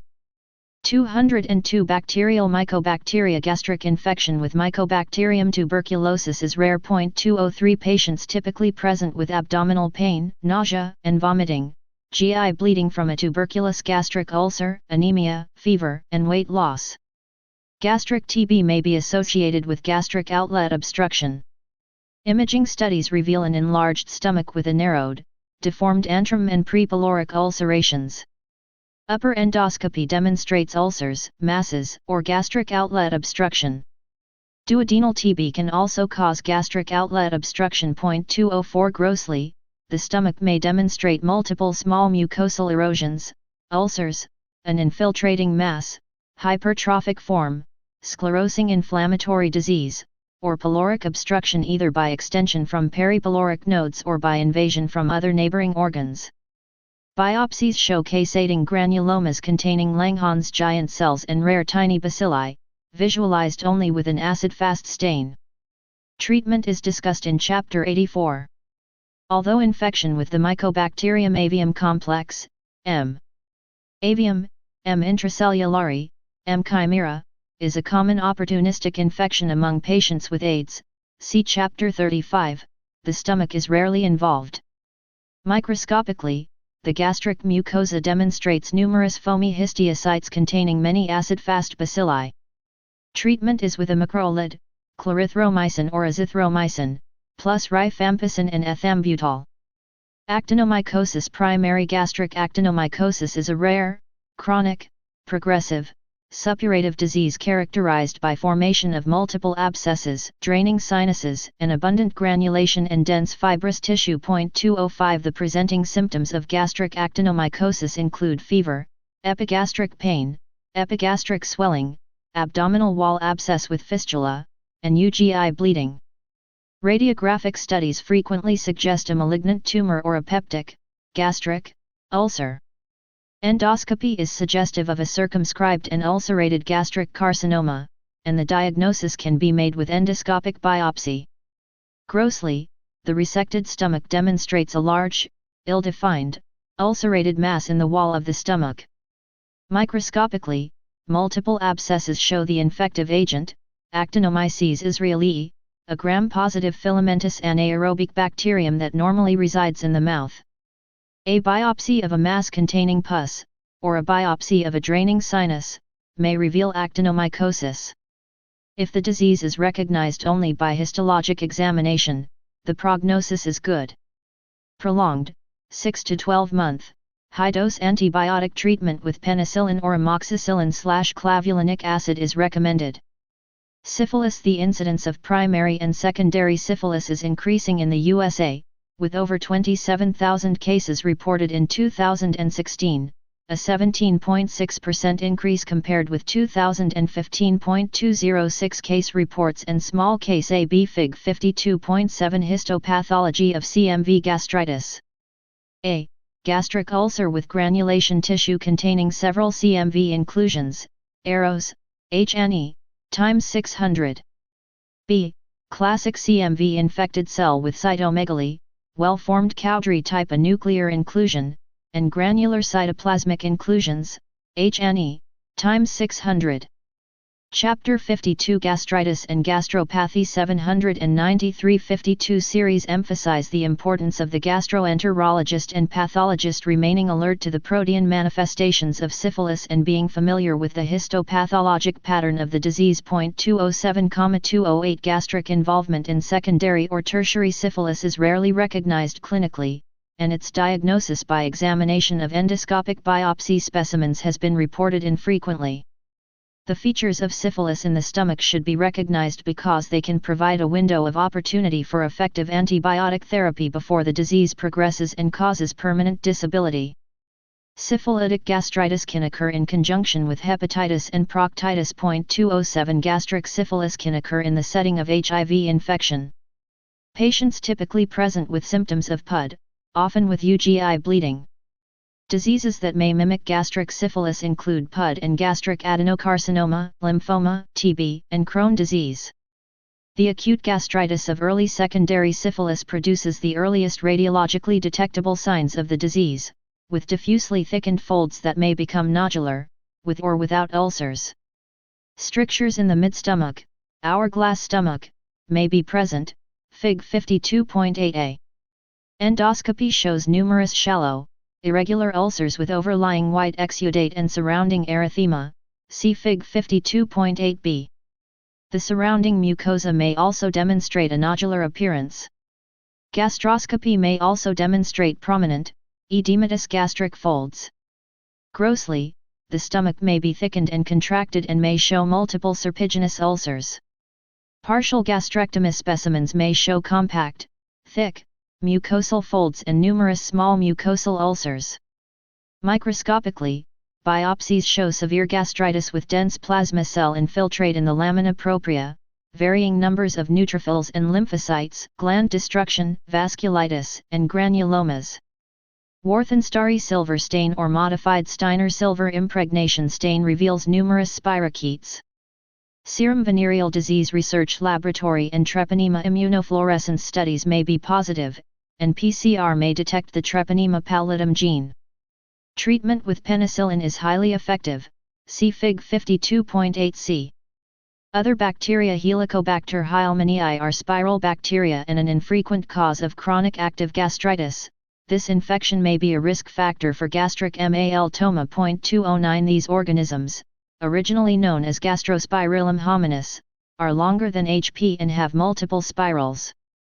One of these H. pneumoniae species, Helicobacter beetsozeronii, has been isolated from human gastric mucosa. 210 Another organism that, like HP, can stain with the Giemsa reagent is Campylobacter hyointestinalis. 211 The clinical significance of these non-HP curved bacilli remains to be established. Fungal candidiasis. Fungal colonization of gastric ulcers with Candida species is not uncommon. 212 There is debate whether such colonization has any clinical significance or whether the organisms in fact aggravate and perpetuate gastric ulceration. Endoscopically, gastric ulcers associated with Candida albicans colonization tend to be larger in diameter and are more often suspected to be malignant than typical gastric ulcers. Diffuse superficial erosions may also be noted. Radiologic studies show tiny aphthoid erosions, which represent the earliest detectable radiographic change in gastric candidiasis. Aphthoid ulcers progress to deep linear ulcers. Fungal colonization of the GI tract, frequent in patients with underlying malignancy and in immunocompromised patients who have been treated with antibiotics or glucocorticoids, may occur also in immunocompetent patients. Massive growth of yeast organisms in the gastric lumen, yeast bezoar, is a potential complication of gastric surgical procedures, usually those for PUD. Candida infection of the stomach may also occur in alcoholic patients. Grossly, the gastric mucosa demonstrates tiny erosions, widespread punctate, linear ulcerations, or gastric ulcers. Microscopically, Fig 52.8 gastric syphilis, syphilitic gastritis. Film from an upper GI series, A, showing a stricture in the midstomach, hourglass stomach, with enteral deformity. Endoscopic appearance before, B, and 4 weeks after, C, penicillin therapy in another patient with gastric syphilis. Courtesy Mark Feldman, MD, Dallas, TX. ABC 794 Part 6 Stomach and duodenum. The layer of necrotic fibrinoid debris demonstrates yeasts or pseudohyphae. The organisms can be seen in the H&E stain, however, special stains such as periodic acid Schiff diastase stain or gamma-methenamine silver stain may be required. Treatment of the Candida species per SE is usually not necessary, but if symptomatic candidiasis is suspected, fluconazole is reasonable but of unproved efficacy. Histoplasmosis. Progressive disseminated histoplasmosis is rare, occurring most frequently in the very young, the older adult, or in those with immunodeficiency. Disseminated histoplasmosis can involve any portion of the GI tract, although gastric involvement is uncommon. 213 Hypertrophic gastric folds, a mass that mimics a gastric adenocarcinoma, or gastric ulceration may be associated with gastric histoplasmosis. Radiographic studies may demonstrate an annular infiltrating lesion of the stomach. Endoscopy may demonstrate enlarged and reddened gastric folds. Biopsy specimens show non-caseating granulomas within a mixed chronic inflammatory infiltrate. Gamma-methenamine silver stains will highlight numerous small, 2 to 5 μm, round to oval yeast forms with occasional budding, compatible with Histoplasma capsulatum.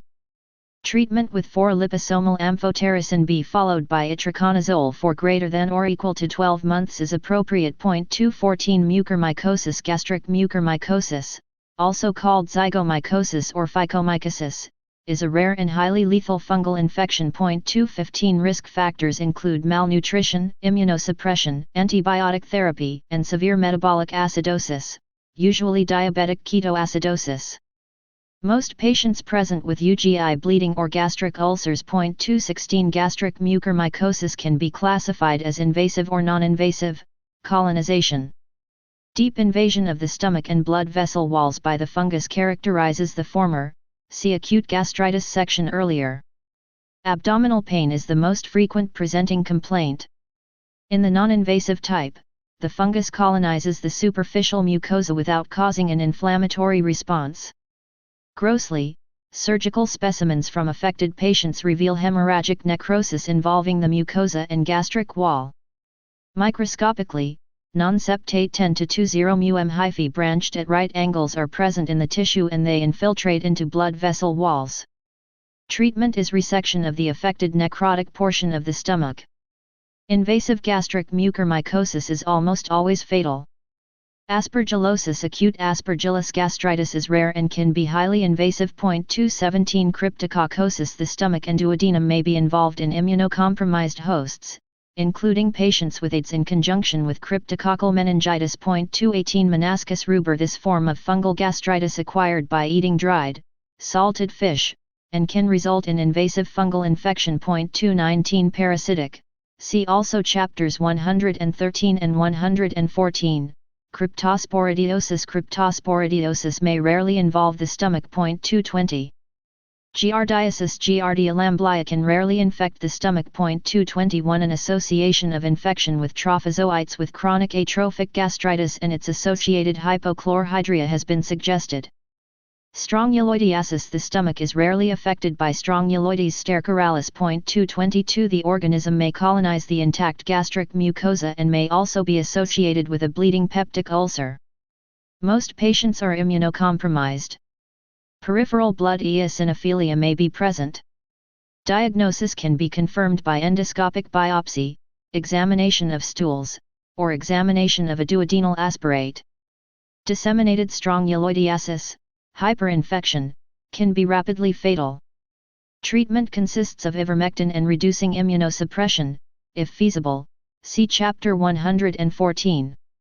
Anisocradosis. Invasive anisocradosis, formerly, anisokiasis, may occur after the ingestion of raw marine fish containing nematode larvae of the genus Anisakis. Most cases of anisocradosis have been diagnosed in Japan. The parasite may migrate into the wall of the stomach, small intestine, or colon. 223 Typically, patients present with sporadic epigastric pain or have no symptoms at all. Gastric perforation due to chronic gastric anisocradosis may occur. Some patients exhibit a mild peripheral blood eosinophilia. Endoscopy may show firm, yellowish submucosal masses with erosions. Imaging studies may reveal notched shadow defects suggestive of a gastric tumor. Grossly, the stomach demonstrates multiple erosive foci with hemorrhage and small 5 to 10 mm gastric lesions in the stomach wall. Microscopically, sections of the stomach show a marked eosinophilic granulomatous inflammatory process with intramural abscess formation and granulation tissue. The eosinophilic abscess may contain a small worm measuring 0.3 mm in diameter, which is the larval form. If the larvae are not detectable by endoscopy, the diagnosis may be confirmed serologically. Treatment is endoscopic removal of the nematode, followed by albendazole.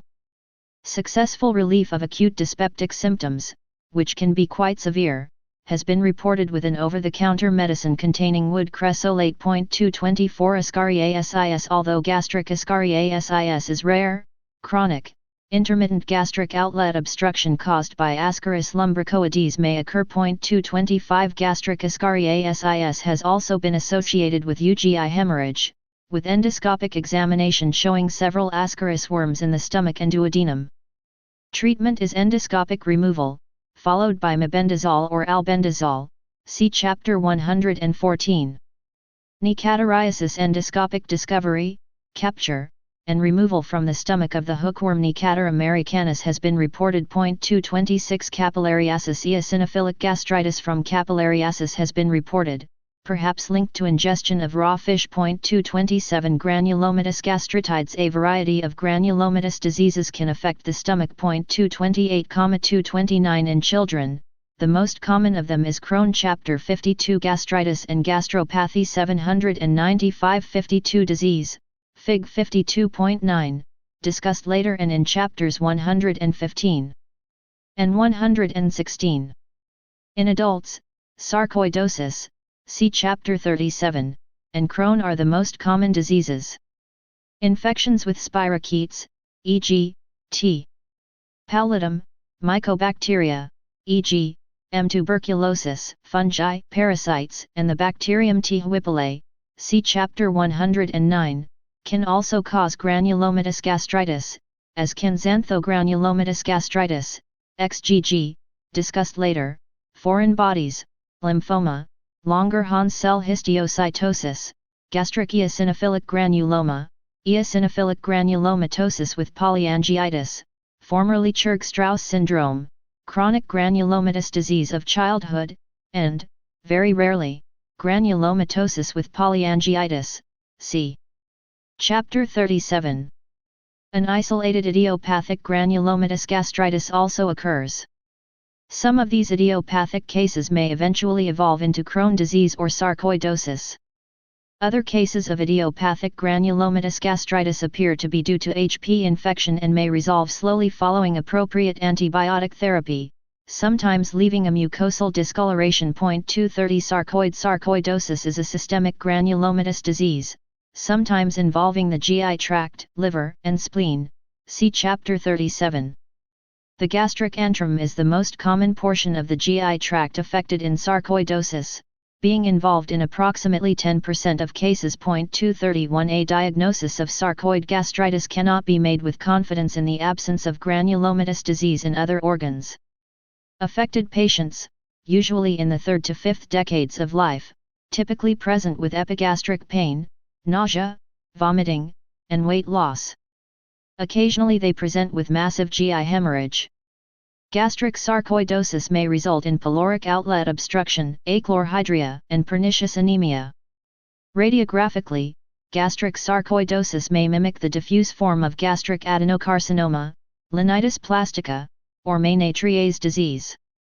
Endoscopy may reveal a narrow distal stomach with multiple prepyloric ulcers or erosions, atrophy, thick gastric folds with a diffuse cobblestone appearance, or normal mucosa associated with microscopic granulomas. Surgical specimens from patients with gastric sarcoidosis show a thickened stomach wall with foci of erosions and ulcers. Microscopically, mucosal biopsies typically show multiple non-caseating granulomas, although granulomas may be necrotizing. 232 As the presence of granulomas in GI tissue is a nonspecific finding, special stains should be performed to rule out granulomatous infections, particularly TB. In some cases, it may be difficult to differentiate gastric sarcoidosis from gastric Crohn disease or from isolated idiopathic granulomatous gastritis. Glucocorticoid therapy is the cornerstone of treatment for gastric sarcoidosis, see Chapter 37. Subtotal gastric resection is reserved for patients with obstruction and severe hemorrhage. Xanthogranulomatous gastritis (XGG) is a rare form of gastritis, with less than 15 reported cases worldwide. XGG is characterized by marked proliferation of foamy histiocytes mixed with acute and chronic inflammatory cells, multinucleated giant cells, and fibrosis. The destructive inflammatory and fibrotic process may extend into adjacent organs and simulate, or coexist with, a gastric neoplasm. 233-235 An association of XGG with gastric actinomycosis has been reported. 236 Distinctive gastritides. Collagenous gastritis is rare, and can be associated with collagenous duodenitis, collagenous colitis, lymphocytic colitis, celiac disease, and /or autoimmune disorders. 237-243 It has also been reported in children and adolescents, where it usually is an isolated phenomenon. In one series, 2 clinical patterns were identified. In the children and young adults, the presenting symptoms, anemia, and epigastric pain, were attributed to the gastritis per SE. In the older adults, ages 35 to 77, the presenting symptom was often diarrhea due to coexisting celiac disease or collagenous colitis. 242 UGI barium radiography may demonstrate an abnormal mucosal surface with a mosaic-like pattern in the body of the stomach, corresponding to mucosal nodularity. Endoscopy may reveal multiple diffusely scattered, discrete submucosal hemorrhages, gastric erosions, and coarse folds of the body of the stomach along the greater curvature. Biopsy specimens from the body and antrum of the stomach reveal a patchy, chronic, superficial gastritis, focal atrophy, and irregular deposition of collagen 20 to 75 μm thick in the subepithelial region of the lamina propria, often containing entrapped capillaries, Fig 52.10. Tiny erosions of the surface epithelium are often present, and the inflammatory infiltrate consists of mainly plasma cells, intraepithelial lymphocytes, and eosinophils, together with marked hypertrophy of the muscularis mucosa. Little is known about the etiology, natural history, and proper treatment of this condition. Lymphocytic gastritis 244 is characterized by a dense lymphocytic infiltration of surface and pit gastric epithelium, Fig 52.11a. Lymphocytic gastritis is related to an endoscopic form of gastritis known as varioliform gastritis, characterized by nodules, thickened folds, and erosions. 245 Lymphocytic gastritis in adults is typically seen in patients with HP infection. HP eradication treatment in such patients causes significant improvement in the gastric intraepithelial lymphocytic infiltrate, corpus inflammation, and dyspeptic symptoms. The relationship between lymphocytic gastritis and gastric lymphoid hyperplasia, which also is associated with HP infection, is not clear. Patients with gastric maltoma have a significantly increased prevalence of lymphocytic gastritis due to HP infection. Thus, lymphocytic gastritis may be a precursor of gastric maltoma in patients with HP infection, see chapters 32 and 54. There is compelling evidence that lymphocytic gastritis may occur as a manifestation of celiac disease, and also be a marker of a more severe and earlier onset form of celiac disease, see chapter 107.245-246. Following institution of a gluten-free diet, the lymphocytic gastritis slowly resolves in these patients. Other Fig 52.9 Histopathology of granulomatous gastritis in a patient with Crohn's disease. A non-caseating granuloma is present within the lamina propria, HNE, times 200. 796 Part 6 Stomach and duodenum. Etiologic associations of lymphocytic gastritis include celiac disease, HIV infection, Crohn's disease, common variable immunodeficiency, and medication. 247 Endoscopy in lymphocytic gastritis shows thick mucosal folds, nodularity, and aphthous erosion, varioliform gastritis. 245-248 Gastric biopsies show expansion of the lamina propria by an infiltrate of plasma cells and lymphocytes, with rare neutrophils. These findings may be seen in the antral mucosa only, the body mucosa only, or both. The surface and superficial pit epithelium shows a marked intraepithelial infiltrate with CD3 plus T lymphocytes, with flattening of the epithelium and loss of apical mucin secretion. Lymphomatoid gastropathy. 249-250 is due to CD56 plus natural killer lymphocytic infiltration of the stomach, simulating a gastric lymphoma. Most cases have been reported in Japan, where endoscopic screening of healthy individuals for cancer is common. In a series with 10 adults, ages 46 to 75, the lesions appeared as approximately 1 cm elevated nodules. Gastric symptoms were absent. Most lymphomatoid lesions resolved without therapy, although the lesions sometimes recurred. Deaths have not been reported. Chronic active gastritis can also occur in X-linked lymphoproliferative disease. 251 Eosinophilic gastritis is a frequent component of eosinophilic gastroenteritis. 252-254 A rare condition of unknown etiology characterized by eosinophilic infiltration of the GI tract, peripheral blood eosinophilia, and GI symptomatology in the absence of known causes for eosinophilia, e.g., parasitic infection, cow's milk protein allergy, or another inflammatory GI disorder, e.g., IBD. Eosinophilic gastroenteritis is discussed in more detail in Chapter 30. Eosinophilic gastritis, like eosinophilic gastroenteritis, is classified according to the layer, S, of the stomach involved, i.e., mucosal disease, muscle disease, and subserosal disease. Gastric mucosal involvement may result in abdominal pain, nausea, vomiting, weight loss, anemia, and protein-losing gastropathy. Involvement of the muscular layer generally produces gastric outlet obstructive symptoms. 253 Rare patients with subserosal eosinophilic disease may develop eosinophilic ascites. Radiographic studies of the stomach may demonstrate thickened mucosal folds, nodularity, or ulcerations. Gastroscopy may reveal a normal-appearing mucosa or a hyperemic, edematous mucosa with surface erosions or prominent gastric folds. Eosinophilic gastritis may simulate gastric cancer. Gastric mucosal biopsies are critical to the diagnosis and show marked eosinophilic infiltration, eosinophilic pit abscesses, necrosis with numerous neutrophils, and epithelial regeneration, see Fig 52.11b. Abnormal eosinophilic infiltration, defined as at least 20 eosinophils per high power field, can be either diffuse or multifocal. A diagnosis of eosinophilic gastritis has been proposed for cases in which ABAB Fig 52.10 Histopathology of collagenous gastritis. A. HNE, times 200, B. Mass and trichrome, times 400. The subepithelial thickening of the collagen band is apparent. From Wang H.L., Shah A.G., Yerian L.M., ETAL collagenous gastritis, an unusual association with profound weight loss.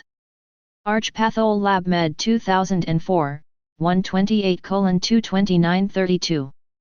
MD, Dallas, TX. The gastric glands. The patient also had peripheral blood eosinophilia, HNE, times 400. Courtesy Pamela Jensen, HNE, times 400. B. Numerous eosinophils are noted within the lamina propria and within the walls and lumens of the antral mucosa, shows numerous dark staining mononuclear cells with striking intraepithelial lymphocytosis. Fig 52.11 Histopathology of lymphocytic gastritis, A. And eosinophilic gastritis, B. A.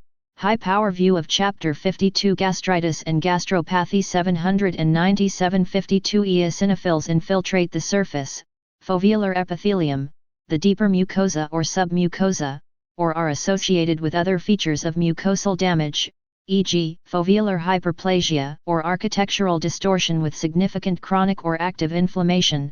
Point 252. A full thickness biopsy of the stomach is necessary to diagnose muscle disease.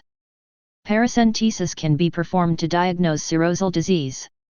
As discussed in Chapter 30, patients with disabling GI symptoms can be effectively treated with glucocorticoids after other systemic disorders associated with peripheral eosinophilia have been excluded, e.g., eosinophilic granulomatosis with polyangiitis, hypereosinophilic syndrome, parasitic infection. Endoscopic therapy, e.g., balloon dilation or surgical intervention, may be required in patients with gastric outlet obstruction. Gastritis and inflammatory bowel disease. Gastritis is increasingly recognized in adults and, especially, pediatric patients with Crohn's disease and UC. 255-257. The two most common histologic abnormalities Indiana IBD-associated gastritis are chronic inactive and chronic active gastritis. Focally enhanced gastritis and HP gastritis are less common in these patients.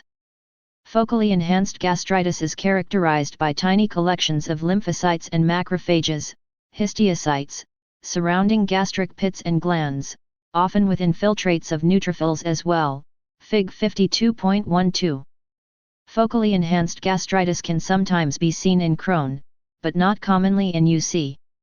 Crohn's disease involving the stomach is uncommon. 258 and usually occurs together with intestinal disease. See chapters 115 and 116.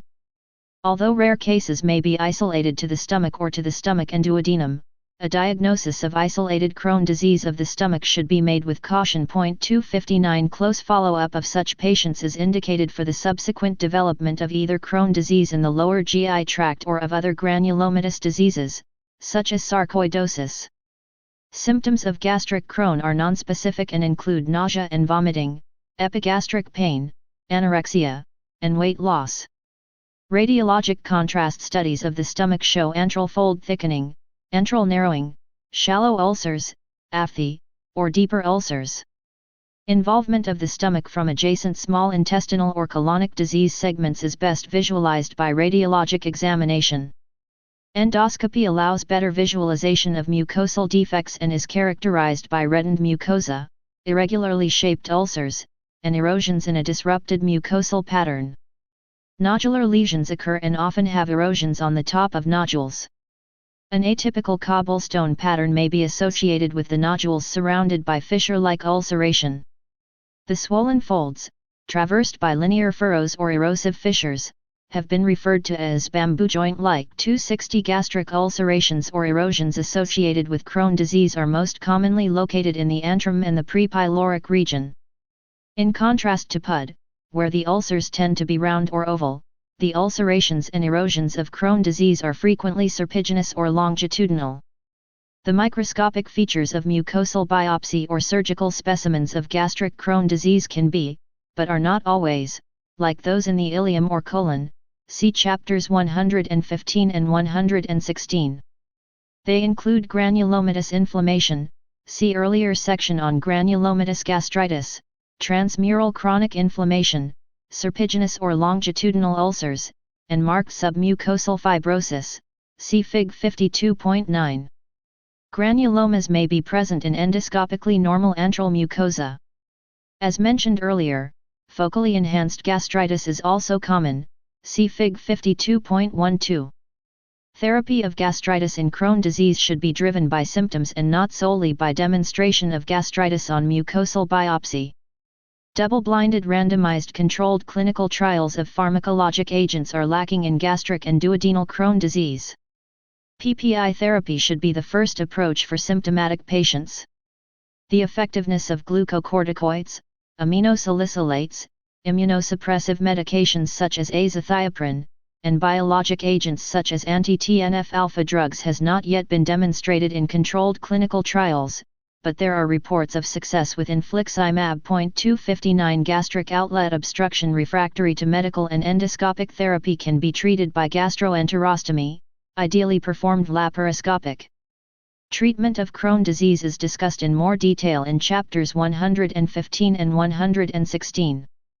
UC. The prevalence of gastritis is lower in UC than in Crohn's disease, particularly the prevalence of focally enhanced gastritis, but it is greater than in controls without IBD. 255,256 In approximately 5% of cases of UC, the endoscopic appearance of the stomach is abnormal and similar to the appearance of the rectum and colon, see chapters 115 and 116. Such UC patients with ulcerative gastritis are characterized by 1. Gastric histopathology similar to colonic histopathology, 2. Little or no response to acid-reducing medications, H2RAS or PPIs, and 3. Response of the ulcerative gastritis to standard treatment of UC. All UC patients with ulcerative gastritis either had pancolitis or had had a procticolectomy. Many of the latter also had pouchitis. 261, 262, 276 It has been speculated that anti-inflammatory drugs such as glucocorticoids, commonly used in UC, may treat and thus mask the ulcerative gastritis in some patients. Gastritis cystica profunda (GCP) is a rare pseudotumor of the stomach characterized by cystically dilated gastric glands extending through the muscularis mucosa into the submucosa. 263-270 This lesion can occur as a complication of partial gastrectomy with gastrojejunostomy for PUD, typically occurring at the site of the gastroenterostomy. GCP may Fig 52.12 Histopathology of focally enhanced gastritis. A. Low-power view of gastric mucosa showing ill-defined nodules of inflammatory cells, HNE, times 100. B.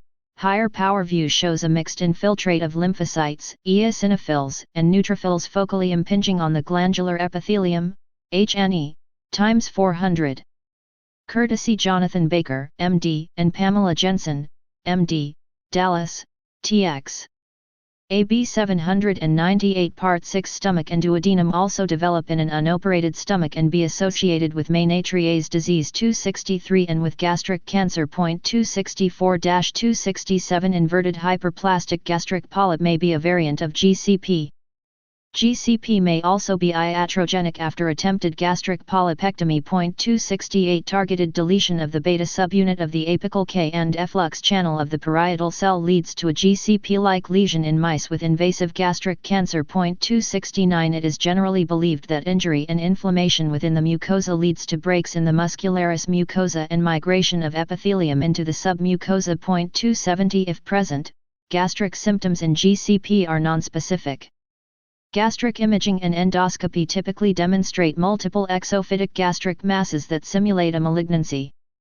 EUS may assist in the diagnosis by demonstrating the cystic nature of the lesions. A diagnosis of GCP should lead to a thorough examination for a gastric cancer. Whether GCP patients without gastric cancer require endoscopic surveillance for subsequent cancer development is not clear. GCP can be removed by snare polypectomy after submucosal injection to elevate the lesion. Endoscopic submucosal dissection of GCP has also been reported, with removal of coexistent early gastric cancer. 264 In some cases, surgical resection will be required. Grossly, the gastric mucosal surface demonstrates multiple nodules and exophytic masses. On section, the gastric wall is thick and multiple cysts are present. Microscopically, the mucosa shows foveolar hyperplasia with cystic glands extending through a disrupted muscularis mucosa into the submucosa and, rarely, into the muscularis propria, Fig 52.13. There is associated chronic inflammation, and splayed muscle bundles lie between the dilated glands. Allergic gastritis, see also Chapter 10. Infants allergic to cow's milk protein may manifest hematemesis and melena with a wide spectrum of gastritis and gastropathy at gastroscopy. 271 Gastric mucosal biopsy in such infants may show a neutrophilic and eosinophilic gastritis with mucosal hemorrhage. In contrast, children diagnosed with food allergies by an open elimination challenge tests have no higher incidence of gastritis than children without food allergy. 272 Reactive gastropathies. The epithelial cells of the gastric mucosa may be damaged by a variety of mechanisms that do not produce a significant inflammatory infiltrate. This injury leads to rapid epithelial restitution, resurfacing, and to cell regeneration with foveolar hyperplasia. Because of the paucity of inflammatory cells, the mentioned lesions are better referred to as reactive gastropathy, although the older term acute erosive gastritis is still sometimes used. Reactive gastropathy occurs in approximately 15% of endoscopic biopsies of the gastric mucosa. Its incidence increases with age and, ironically, with inflammatory conditions elsewhere in the GI tract. 273 The endoscopic appearance of the gastric mucosa of patients who exhibit reactive gastropathy demonstrates a spectrum of reddish streaks. 274 Subepithelial hemorrhages, mucosal erosions, and even acute ulcers. Acute erosions and ulcers are frequently multiple, and the base of these lesions often stains dark brown owing to exposure of hemoglobin to gastric acid. Grossly, most gastric erosions and acute gastric ulcers appear as well-defined hemorrhagic lesions 1 to 2 mm in diameter. If the insult is severe, the mucosa between the lesions can be intensely hemorrhagic. Microscopically, an erosion demonstrates superficial lamina propria necrosis. An acute ulcer is an area of necrosis that extends to the muscularis mucosa. Foveolar hyperplasia, a sign of epithelial regeneration, Fig 52.14, is often associated with glands that have atypical nuclei that can be misdiagnosed as dysplasia or even carcinoma. The diagnosis of neoplasia in a background of mucosal necrosis, cellular debris, and granulation tissue should be made with utmost caution.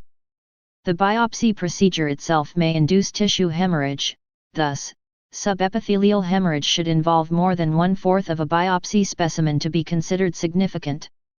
In some patients with reactive gastropathy, the stomach may light up during PET scanning. 275 The most common causes of reactive gastropathy, acute erosive gastritis, are discussed later. Fig 52.13 Histopathology of gastritis cystica profunda. Note the cystic dilatation of numerous gastric glands that extend through the muscularis mucosae, arrow, simulating a gastric carcinoma, H&E stain. Fig 52.14 Histopathology of foveolar hyperplasia, typically seen in reactive gastropathies. The gastric pits show an elongated, corkscrew appearance, H&E stain. Chapter 52 Gastritis and Gastropathy 799 52 Medications, toxins, and illicit drugs. Ingestion of aspirin and/or non-aspirin NSAIDs, including COX-2 selective inhibitors, are very common causes of reactive gastropathy. 276 The relationship between NSAID gastropathy and PUD is discussed in Chapter 53. Other medications that can injure the stomach are listed in Table 52.4.277-284 Lanthanum carbonate, phos-renal, is a phosphate binder used in patients with end-stage renal disease. The lanthanum phosphate produced can deposit in the gastric mucosa, causing whitish spots and tissue histiocytosis. 284 Numerous toxins and illicit drugs can damage the stomach, with ethanol being the most common toxin. After acute ethanol ingestion, subepithelial hemorrhages are seen frequently at endoscopy, typically without prominent mucosal inflammation on biopsy specimens. Fig 52.15. The combined effect of alcohol and aspirin, or an NSAID, is associated with more gastric mucosal damage than that caused by either agent alone. Hemorrhage, gastric ulceration, and pyloric or pre-pyloric perforation due to crack cocaine use is well described. 285 Some other causes of toxin-induced reactive gastropathy are listed in Table 52.4. Bile reflux. Reflux of bile into the stomach is common after operations for PUD, see Chapter 53, Gastric Cancer, and Obesity. 286-288 Bile reflux gastropathy also may occur after cholecystectomy. 289 or biliary sphincterotomy, procedures that allow continuous exposure of the duodenum to bile with the potential for duodenogastric bile reflux. Bile reflux gastropathy can also be observed in adult or pediatric patients who have not had surgery. 275-290 For example, adult patients with dyspeptic symptoms, reddish streaks seen at gastroscopy, and reactive gastropathy histologically often have bile in their stomachs. 275 Children with proved bile reflux are characterized mainly as having foveolar hyperplasia. 290 Bile reflux gastropathy may eventually result in IM. 289 Diagnosis of bile reflux gastropathy can be challenging because many patients with bile in their stomach have no symptoms. Thus, a combination of clinical, endoscopic, and histologic findings is required. There are no universally agreed upon criteria for diagnosis. A bile reflux index has been proposed based on histology, the presence of IM and tissue edema, and the absence of HP and chronic inflammation. Using this index, patients with GERD were found to have a higher prevalence of bile reflux gastropathy than controls. 291 A more direct approach has been to use a gastric probe to assess the bilirubin concentration in the stomach, Bilitech 2000, 292 but this is a test for duodenogastric reflux rather than gastropathy. Endoscopy in patients with bile reflux gastropathy shows swelling, redness, erosions, and bile staining of the gastric mucosa. It is uncertain whether, in patients with prior gastrectomy, coexisting HP gastritis worsens or lessens the endoscopic abnormalities. 293-294 Biopsy specimens show foveolar hyperplasia, dilated cystic glands, atypical glands that may be misdiagnosed as dysplasia or carcinoma, and a paucity of acute and chronic inflammatory cells. IM 289 and even gastric atrophy can result and may increase the risk of gastric carcinoma in the stomach remnant, see Chapter 54. Unfortunately, bile diverting procedures performed because of severe bile gastropathy do not reverse IM or gastric atrophy. It may, therefore, be worthwhile, at the time of the original gastric surgery performed for gastric cancer or peptic ulcer, to construct a 30 cm Roux-en-Y limb or perform a 10 to 12 cm isoperistaltic jejunal interposition to try to prevent bile gastropathy and subsequent metaplastic and atrophic changes. Treatment of bile reflux gastropathy in the intact or operated stomach is also challenging and not based on a large number of controlled clinical trials. 295-299 In one randomized trial of bile reflux gastropathy following cholecystectomy, both the PPI rabeprazole, 20 mg daily, the antacid hydrotalcite, 1 gram 3 times daily, and especially their combination improved symptoms and gastric histopathologic abnormalities, as well as lessened bile reflux as assessed by Bilitech 2000 monitoring. 299. Sucralfate has also been used successfully in some studies, but not others. 296-298 In most clinical trials, placebo was not given, instead, medications were compared to observation alone. Other medical therapies for bile reflux gastropathy include ursodeol and cholestyramine. 295-297 A recent non-randomized study found that ursodeol appeared to be superior to a PPI. 288 In patients who fail medical therapy, surgery is recommended if symptoms are severe. For patients with bile reflux gastropathy or esophagitis following a truncal vagotomy and gastrojejunostomy, it has been recommended that the gastrojejunostomy be dismantled. For patients with prior Bilrote 2 gastrectomy and gastrojejunostomy, a Roux-en-Y diversion can be performed. Long-term results of Roux-en-Y biliary diversion in previously unoperated and in unoperated patients are good. 300-301 Stress erosions and acute ulcers of the gastric mucosa may occur rapidly after major physical or thermal trauma, shock, sepsis, or head injury. These are often referred to as stress ulcers and are discussed in Chapter 53. Table 52.4 Some medications, toxins, and illicit drugs that may cause reactive gastropathy. Medications, toxins and illicit drugs: aspirin, other NSAIDs, and COX-2 inhibitors. Bisphosphonates, e.g., alendronate, bromazepam, a Schedule IV benzodiazepine. Cancer chemotherapy drugs: fluorides, iron supplements, sodium phosphate, bowel preps, caustic/corrosive agents, see Chapter 28. Cocaine, ethyl alcohol, heavy metals, e.g., mercury sulfate, ketamine, inhaled for recreational use. Selenium. Fig. 52.15 Histopathology of alcoholic gastropathy. Hemorrhage is confined to the superficial portion of the mucosa, with the paucity of inflammatory cells, H&E stain. 800 Part 6 Stomach and duodenum. Radiation injury to the stomach from external ionizing radiation can be classified as acute, 6 months, or chronic, greater than 1 year, see Chapter 41.302,303. It is thought that the tolerance level for radiation-induced gastropathy is approximately 4,500 cgy. With a gastric dose of greater than or equal to 5,500 cgy, most patients will develop clinical evidence of gastropathy and/or gastric ulcer formation. Selective internal radiation therapy with yttrium-90 microspheres infused into the hepatic artery to treat hepatocellular carcinoma, see Chapter 96, can also lead to reactive gastropathy. Radiation-induced gastric ulcers are usually solitary, 0.5 to 2 cm in diameter, and located in the antrum. Massive hemorrhagic gastropathy requiring endoscopic therapy to control the bleeding has been reported.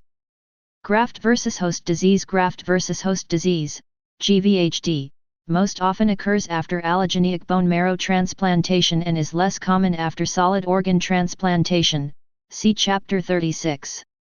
Acute GVHD occurs between post-transplant days 21 and 100, whereas chronic GVHD occurs after day 100. The GI tract, especially the intestine, is commonly affected in acute GVHD. Gastric GVHD is characterized by nausea, vomiting, and upper abdominal pain without diarrhea. EGD in GVHD may show mucosal loss, erosions, or edema. Gastric mucosal biopsies may be necessary to diagnose GVHD in patients without diarrhea and in patients with or without diarrhea but with normal rectosigmoid biopsy specimens, especially if these patients have UGI symptoms. In general, however, rectosigmoid biopsies are more sensitive than gastric, or duodenal, biopsies in diagnosing acute GVHD. 304 The basic pathologic lesion of gastric GVHD consists of necrosis of single cells, apoptotic bodies, in the neck region of the gastric mucosa. The necrosis consists of an intraepithelial vacuole filled with karyorectic debris and fragments of cytoplasm. A 2014 NIH conference recently updated the histopathologic diagnostic criteria for the major organ systems affected by acute and chronic GVHD. Within the stomach, the diagnosis is confirmed with greater than or equal to 1 focus of apoptosis per biopsy piece. Long-standing GVHD is marked by gland destruction, ulceration, and/or submucosal fibrosis. Inflammation is typically minimal. 305 Ischemia. Histologic changes consistent with a reactive gastropathy may be demonstrated in patients with chronic mesenteric ischemia, see Chapter 38. 306 Chronic ischemic reactive gastropathy as well as chronic ischemic gastric ulcers may occur secondary to chronic mesenteric insufficiency or in association with atheromatous embolization. 307,308 Athletes involved in intense physical activity, especially long-distance running, may experience recurrent ischemic gastropathy and chronic GI bleeding with anemia. 309 Prolapse. The mucosa of the gastric cardia may prolapse into the esophageal lumen during retching and vomiting and become injured. 310 Barium studies and esophagoscopy may demonstrate the prolapsed gastric mucosa. The prolapsed, congested mucosa may show erosions and superficial ulcerations. One study showed a high incidence of pathologic gastroesophageal acid reflux in patients with prolapse gastropathy. 311 Hyperplastic gastropathies, including Ménétrier's disease. Hyperplastic gastropathy is a rare condition characterized by giant gastric folds associated with epithelial hyperplasia. 3.12 Two clinical syndromes have been identified: ZE syndrome, which is discussed in Chapter 34, and Ménétrier's disease, and an even rarer variant of it referred to as hyperplastic hypersecretory gastropathy. Figure 52.16a and b demonstrate enlarged gastric folds in these two conditions. The enlarged gastric folds in Ménétrier's disease are due to foveolar cell hyperplasia, edema, and variable degrees of inflammation. Ménétrier's disease is typically but not always associated with protein-losing gastropathy, see Chapter 31, and with hypochlorhydria, whereas its rare hyperplastic hypersecretory variant is associated with increased or normal acid secretion and parietal and chief cell hyperplasia, with or without excessive gastric protein loss. Ménétrier's disease has been associated with infection with HP, CMV, and HIV. 313-315 Other conditions more common than Ménétrier's disease and ZE syndrome can also cause enlarged gastric folds. 312 including gastric malignancy, adenocarcinoma, lymphoma, granulomatous gastritis, gastric varices, and eosinophilic gastritis.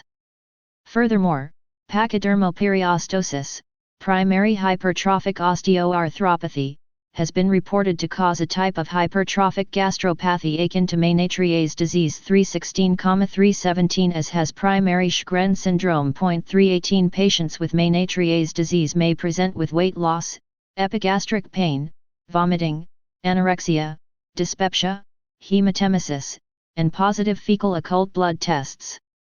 Ménétrier's disease may be self-limited and may completely resolve in patients younger than 10 years of age or when it occurs in the postpartum period. CMV infections can cause Ménétrier's disease of childhood. 196 The risk of gastric cancer appears to be increased in Ménétrier's disease, see Chapter 54. 319 A fibrosing variant of the disease can mimic linitis plastica gastric cancer. 320 The mucosa of patients with Ménétrier's disease demonstrates irregular hypertrophic folds that involve the entire gastric corpus.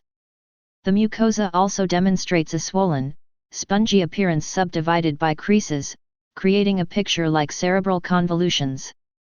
Ménétrier's disease can be suspected when EUS shows thickening in the second layer of the gastric wall, deep mucosa, normally hypoechoic, and can be confirmed histologically by endoscopic mucosal resection. 321-322 A polypoid variant of Ménétrier's disease that resembles multiple hyperplastic gastric polyps has been described. Gastric resection specimens from patients with Ménétrier's disease typically show large polypoid gastric folds or large cerebriform gastric folds with antral sparing, see Fig 52.16c. In the absence of a gastrectomy, a full-thickness gastric mucosal biopsy is required to adequately assess the gastric histology in patients with hyperplastic gastropathy. The predominant microscopic feature of Ménétrier's disease in hyperplastic hypersecretory gastropathy is foveolar hyperplasia with cystic dilation, see Fig 52.16d. The parietal and chief cells may be decreased and replaced by mucous glands in typical Ménétrier's disease. The etiology of Ménétrier's disease is unknown, although some cases have undoubtedly been caused by gastric infections with CMV or HP. Concurrence of the disorder in identical twin men, who presented at ages 29 and 35, suggests a genetic component. 323 A germline mutation in SMAD4 associated with juvenile polyposis can lead to a mixed hypertrophic/polypoid gastropathy. 324 Hyperplasia of surface mucous cells may be due to enhanced EGF signaling in the gastric mucosa due to local overproduction of TGF-alpha. 325 A unifying working hypothesis for juvenile polyposis syndrome and Ménétrier's disease has been proposed. 324 The authors hypothesized a mechanism that involves TGF-beta SMAD4 pathway inactivation and TGF-alpha overexpression related to HP infection. 325 An association between UC and Ménétrier's disease has been proposed. 326 Ideal treatment of hyperplastic gastropathy is unclear because the condition is so rare and controlled trials are lacking. Spontaneous resolution may occur, especially in children. Ganciclovir can be used in children with Menetrier disease associated with CMV gastritis. HP infection should be sought and treated. Chapter 52 Gastritis and Gastropathy 801-52 if present. Symptoms may improve with anti-secretory agents, H2RAs or PPIs, 327 especially if the patient has ZE syndrome or the normogastrocnemic hyperplastic, hypersecretory variant of Menetrier disease. Gastric anti-secretory drugs may reduce gastric protein loss by strengthening intercellular tight junctions. Some patients with Menetrier disease have responded to infusions of cetuximab, Erbitux, 326 a monoclonal antibody against the EGF receptor, Table 52.5. Others have responded to the somatostatin analog octreotide. 328,329 Partial or total gastric resection is reserved for severe complications including refractory or recurrent bleeding, obstruction, severe hypoproteinemia, and dysplasia or cancer development. Portal hypertensive gastropathy. This condition represents an important cause of GI blood loss in patients with cirrhosis. Gastric mucosal biopsies show vascular ectasia and congestion without a significant degree of inflammatory infiltrate or reactive gastropathy. See chapters 20 and 92. ABCD Fig 52.16 Radiologic and histopathologic examples of hyperplastic gastropathy with giant gastric folds. A. Film from an upper GI series in a patient with ZES. B. Film from an upper GI series in a patient with Menetrier disease. C. Total gastrectomy specimen in a patient with Menetrier disease, right, body, revealing hyperplastic mucosa and cerebriform folds, left, antrum, with relative sparing. D. Histopathology of Menetrier disease showing enlarged folds with foveolar hyperplasia, cystically dilated glands, and minimal gastritis. Table 52.5 Effect of intravenous cetuximab on the course of Menetrier disease in 7 patients treated at one institution. 326,341 Patient duration of cetuximab, months or cycles. Most recent histology post-treatment status 118 minimal FH off treatment 215 minimal FH off treatment 340 minimal FH still on treatment 49 normal gastrectomy 524 dysplastic lesion 12 MO after therapy stopped gastrectomy 69 FH gastrectomy 78 FH gastrectomy FH, foveolar hyperplasia. 802 Part 6 Stomach and duodenum differential diagnosis. The most important disorders that can simulate gastritis and gastropathy are gastric polyps, neoplastic and non-neoplastic, and gastric malignancy, see chapters 32 and 54. Although CT criteria have been useful in distinguishing gastritis/gastropathy from gastric malignancy, 330 endoscopy and gastric biopsy with review by an expert pathologist are the most useful diagnostic procedures. Increased fluorodeoxyglucose uptake by the stomach, especially the proximal half of the stomach, is seen occasionally during PET scanning in patients with reactive gastropathy, acute erosive gastritis, and should not be confused with neoplasia. 275 Demonstration of B-cell clonality, e.g., by immunostaining, can also help distinguish gastric marginal zone lymphomas from chronic lymphocytic gastritis or lymphomatoid gastropathy. Treatment HP infection. The most recent recommendations on treatment of HP infection come from the Toronto Consensus Conference and an updated guideline from the Act. 143,144 Treatment of HP infection varies around the world, although certain principles of treatment are generally agreed. Specific recommendations in different parts of the world generally reflect availability and resistance patterns to antimicrobial agents and local concerns about certain HP-related outcomes such as gastric cancer. Major guidelines for the management of HP infection reflect general management concordance, with regional differences. 331-361 Historically, recommended HP treatment regimens generally included a PPI plus 2 antibiotics for 10 to 14 days. However, recent recommendations have moved toward a standard 14-day treatment duration, as shorter treatment durations are associated with reduced effectiveness. However, some flexibility in treatment duration is offered in view of insufficient evidence from randomized controlled trials to support a strong recommendation for a specific treatment duration. Furthermore, quadruple combinations of a PPI and 3 antibiotics or antimicrobial agents are now generally recommended. 144 Adherence to treatment can be a problem because of the requirement of taking multiple medicines and the frequent occurrence of generally mild, medication-related side effects.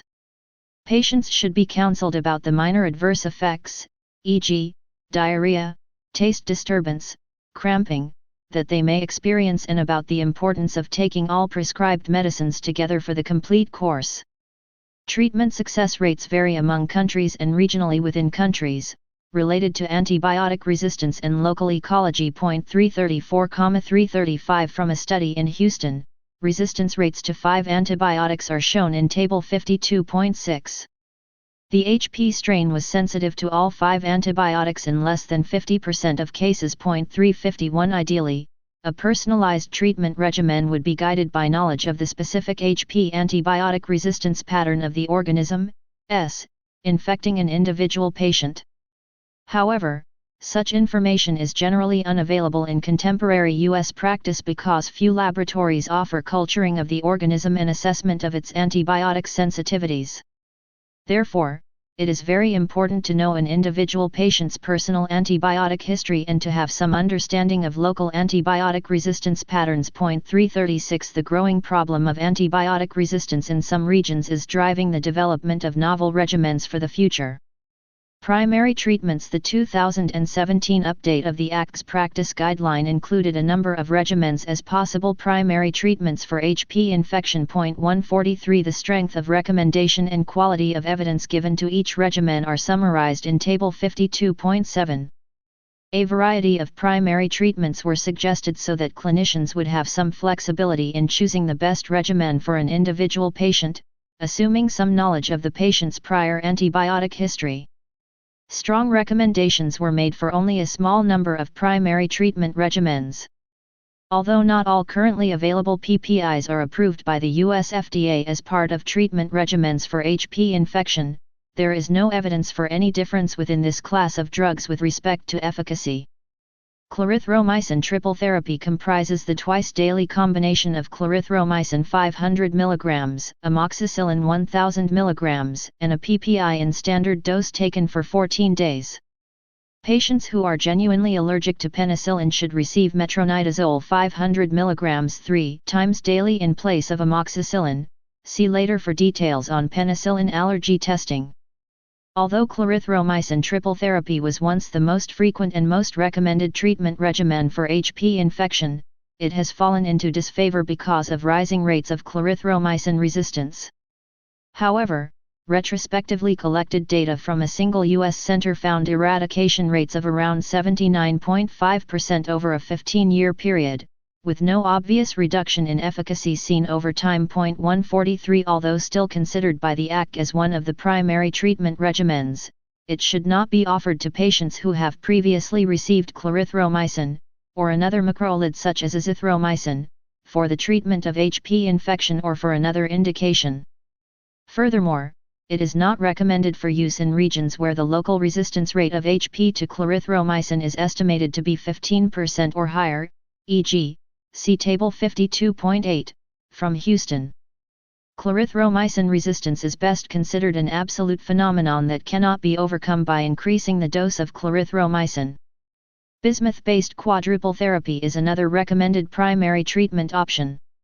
It consists of the combination of a bismuth salt, e.g., bismuth subsalicylate or bismuth subcitrate, tetracycline, metronidazole, and a PPI for 10 to 14 days. Because this regimen contains neither clarithromycin nor amoxicillin, it is an appropriate choice for patients who have previously used macrolides, who reside in areas with high, greater than or equal to 15%, macrolide resistance, and for those who are truly penicillin allergic. The recent lack of availability of generic tetracycline had limited the utility of this regimen. However, that issue should now have been resolved. The presence of clarithromycin resistance does not influence the effectiveness of bismuth-based quadruple therapy. A combination capsule containing bismuth subcitrate 140 mg, metronidazole 125 mg, and tetracycline 125 mg, may help to simplify bismuth-based quadruple therapy for patients.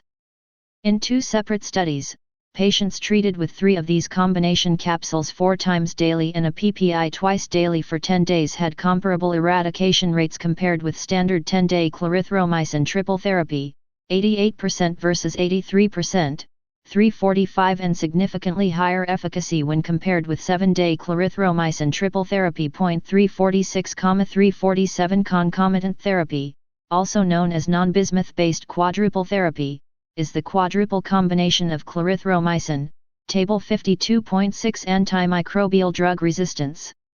In 135 HP strains isolated from patients in Houston, antimicrobial drug percent of strains resistant, 95% CI, amoxicillin 0, clarithromycin 16%, 10% 23%.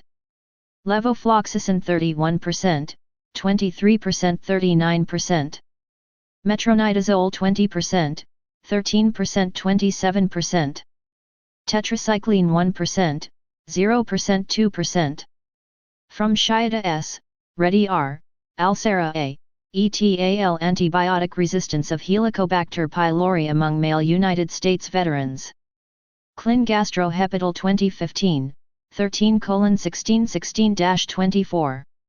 Chapter 52 Gastritis and Gastropathy 803 Table 52.7 Summary of first-line treatment regimens as recommended in the 2017 ACT Clinical Guideline on the Treatment of HP Infection 52 First-line regimen components Duration, days, recommendation level of evidence comments Clarithromycin triple therapy PPI, clarithromycin 500 mg and amoxicillin 1000 mg, each twice daily, or, if penicillin allergic, metronidazole 500 mg 3 times daily in place of amoxicillin, 14 conditional low, 4.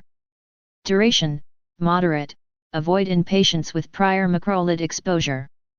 Avoid in areas where local clarithromycin resistance rate is 15%.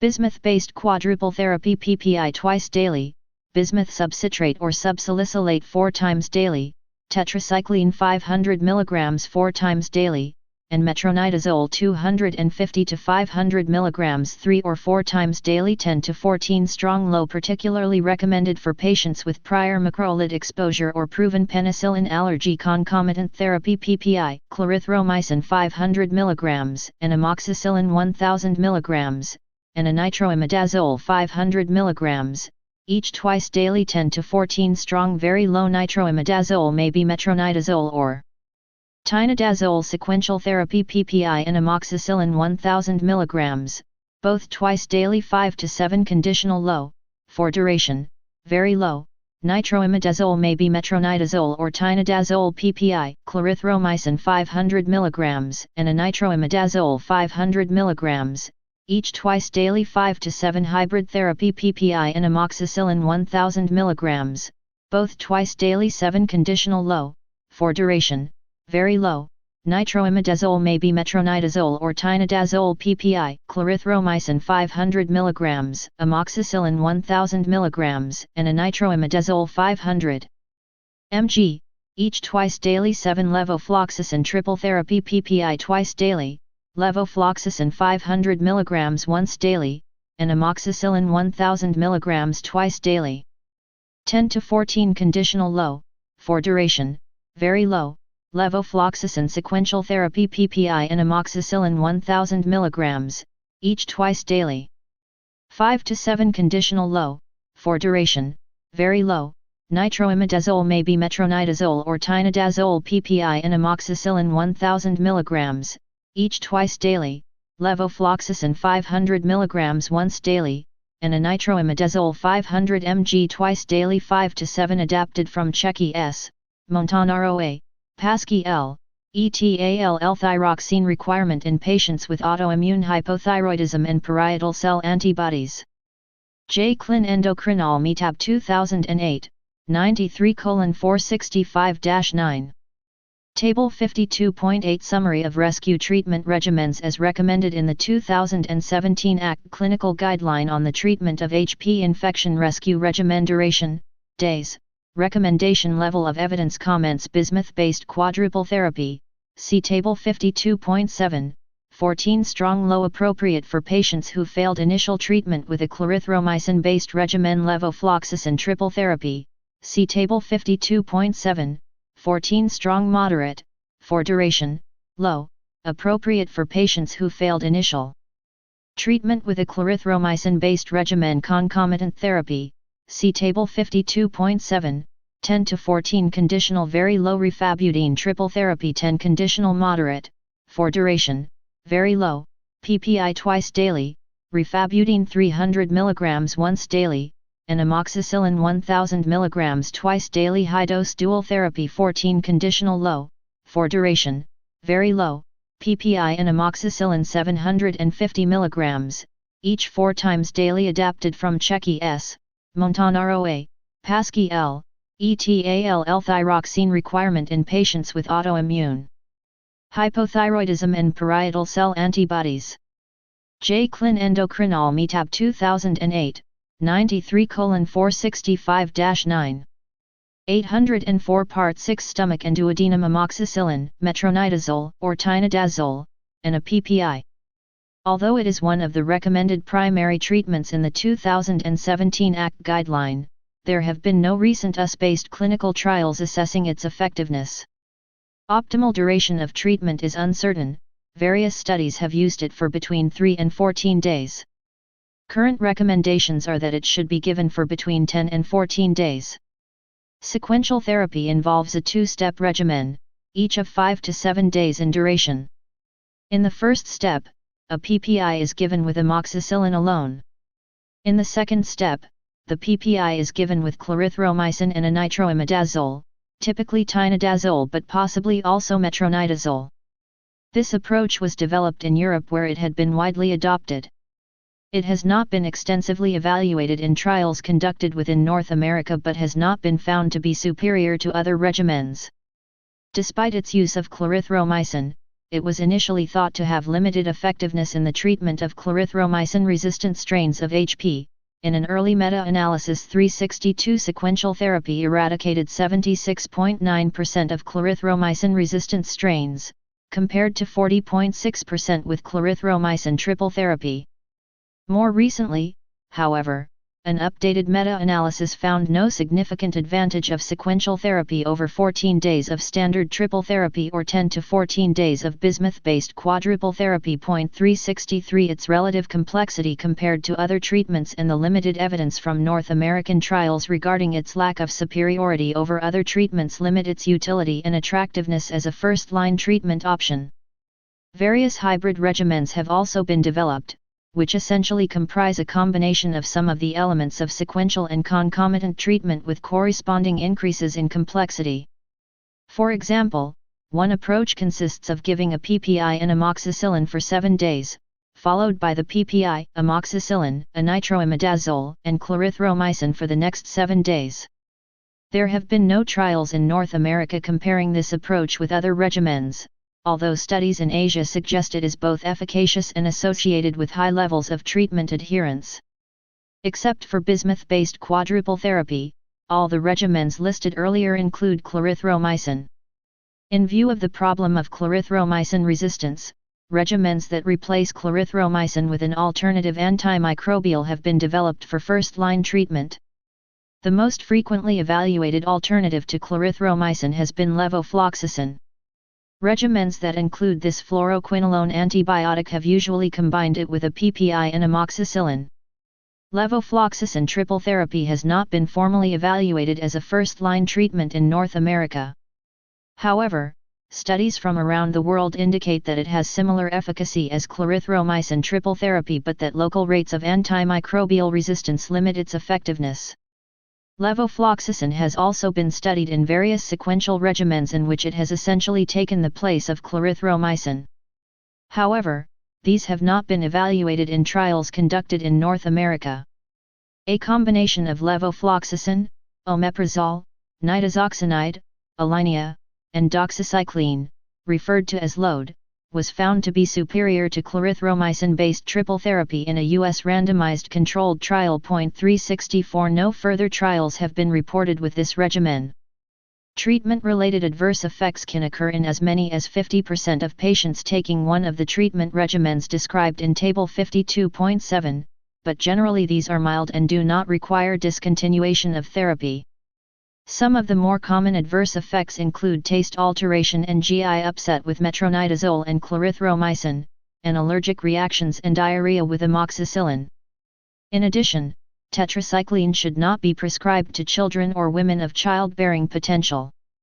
Adverse effects of HP treatment have been extensively reviewed. 337,338 Counseling patients to expect minor adverse effects is likely to improve adherence rates. 340 Rescue treatments. Initial treatment of HP infection fails in up to 25% of patients.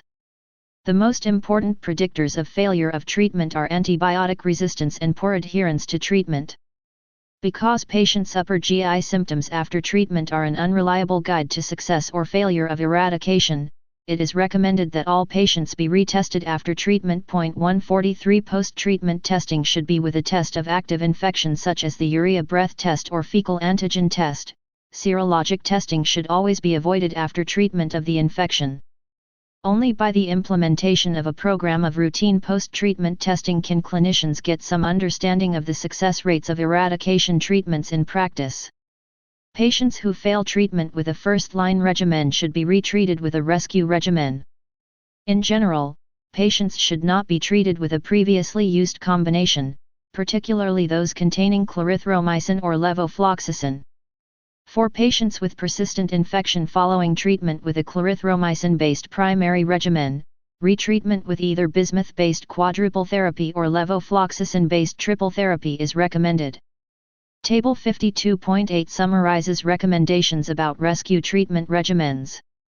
Primary resistance to antibiotics used to treat HP varies widely throughout the world.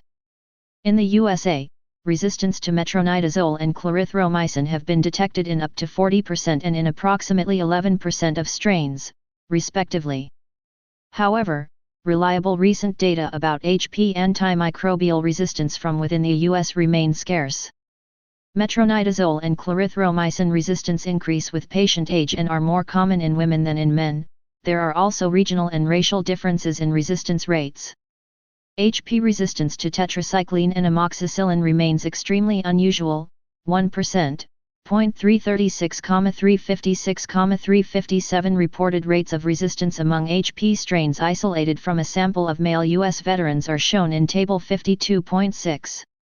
The low frequency of amoxicillin resistance underscores the importance of this antibiotic in the treatment of HP infection. Unlike the case with clarithromycin and levofloxacin, it is permissible to include amoxicillin in a rescue treatment even if it has been part of the initial failed regimen. However, this also highlights the problem of amoxicillin allergy in contemporary U.S. clinical practice. Up to 10% of the adult U.S. population may claim to be allergic to penicillin, which would ordinarily preclude the use of amoxicillin as part of a treatment regimen for HP infection. However, up to 90% of those will have negative skin testing for penicillin allergy 365 indicating the absence of a true sensitivity. Therefore, patients who fail first-line treatment for HP infection and who give a history of penicillin allergy should ideally be referred to an allergist for formal allergy testing. If found to be non-allergic, an amoxicillin-based rescue treatment, see Table 52.8, can be safely selected. Antibiotic resistance significantly affects the success of clarithromycin-based triple therapy, but is less important with bismuth-based regimens. Clarithromycin resistance consistently affects treatment outcomes, whereas metronidazole resistance appears to be more of an in vitro than an in vivo phenomenon when metronidazole is used in an appropriate regimen, although recent evidence suggests that metronidazole resistance may affect efficacy of sequential therapy. 343 Resistance to clarithromycin appears to be absolute and cannot be easily overcome by increasing the dose. One of three bacterial point mutations within its conserved loop of 23's strand of ribosomal RNA, A2143G, A2142G, and A2142C, can interfere with ribosomal macrolide binding and lead to clarithromycin resistance. 131 The A2143G mutation appears to have the greatest adverse effect on treatment and is probably the major reason for triple therapy failure. Because testing for specific mutations is not clinically available, a regimen that does not include a macrolide is indicated if clarithromycin Chapter 52 Gastritis and Gastropathy 805-52 resistance is suspected or confirmed by culture and sensitivity testing. In contrast, resistance to metronidazole appears to be a relative phenomenon that can be overcome in most instances by using a higher dose, 500 mg, or combining the drug with a bismuth preparation. A bacterial point mutation, S, that prevents reduction of metronidazole to its active metabolite is responsible for drug resistance. 131,334 Recurrence of HP infection includes both reinfection, new strain, and recrudescence, original strain. Recrudescence tends to dominate in the first year after therapy, and true reinfection thereafter. Recrudescence may be associated with a false negative post-eradication diagnostic test result at 6 to 8 weeks. In a critical review of the global literature, the overall annual HP recurrence risk ranged from 3.4%, 95% CI, 3.1 to 3.7, in developed countries to 8.7%, 95% CI, 8.8 to 9.6, in developing countries. 358 in the USA and Western Europe. Adult reinfection is uncommon, probably less than 1% annually. As mentioned earlier in this chapter, reinfection tends to be more common in children, especially after spontaneous clearance of a primary infection, and it is reported to be higher in adults living in areas of the world with high HP prevalence. 359 in the largest comparative HP eradication trial to date, conducted in 7 Latin American communities, the overall one-year recurrence rate was 11.5%, with a range from 6.8% to 18.1% among sites. 360,361 over the past few decades, associations of HP infection with several non-gastroduodenal diseases have been reported. 366 including immune thrombocytopenic purpura. 367,368 and iron deficiency anemia. 369 treatment may be considered in such patients. Prevention of HP infection. A 3-dose oral vaccine using the B subunit of HP urease, fused with the B subunit of E. coli heat label enterotoxin as an adjuvant, reduced naturally acquired HP infection by 72% in the first post-vaccine year among 4,000 initially uninfected Chinese children ages 6 to 15. The efficacy of this HP vaccine waned to approximately 55% in the second and third post-vaccine years. 370 This oral vaccine had a similar adverse effect profile to placebo vaccine. Other vaccine trials in geographic areas with a high prevalence of HP infection are anticipated. A case control study, also performed in China in a region with a very high prevalence of chronic gastritis and gastric cancer, found that ingestion of green tea reduced the risk of both gastritis and gastric cancer by close to 50%. 371 Other types of gastritis and gastropathy. Treatments of non-HP gastritis and of gastropathies depend on the underlying etiology, if one can be identified. Proposed treatments of symptomatic patients with idiopathic non-HP gastritis include gastroprotective agents. 372,373 but no such agent is approved for treatment of non-HP gastritis or gastropathy in the USA. Acknowledgement. The authors thank Douglas R. Morgan, Sheila E. Crow, and Edward L. Lee who previously contributed to parts of this chapter.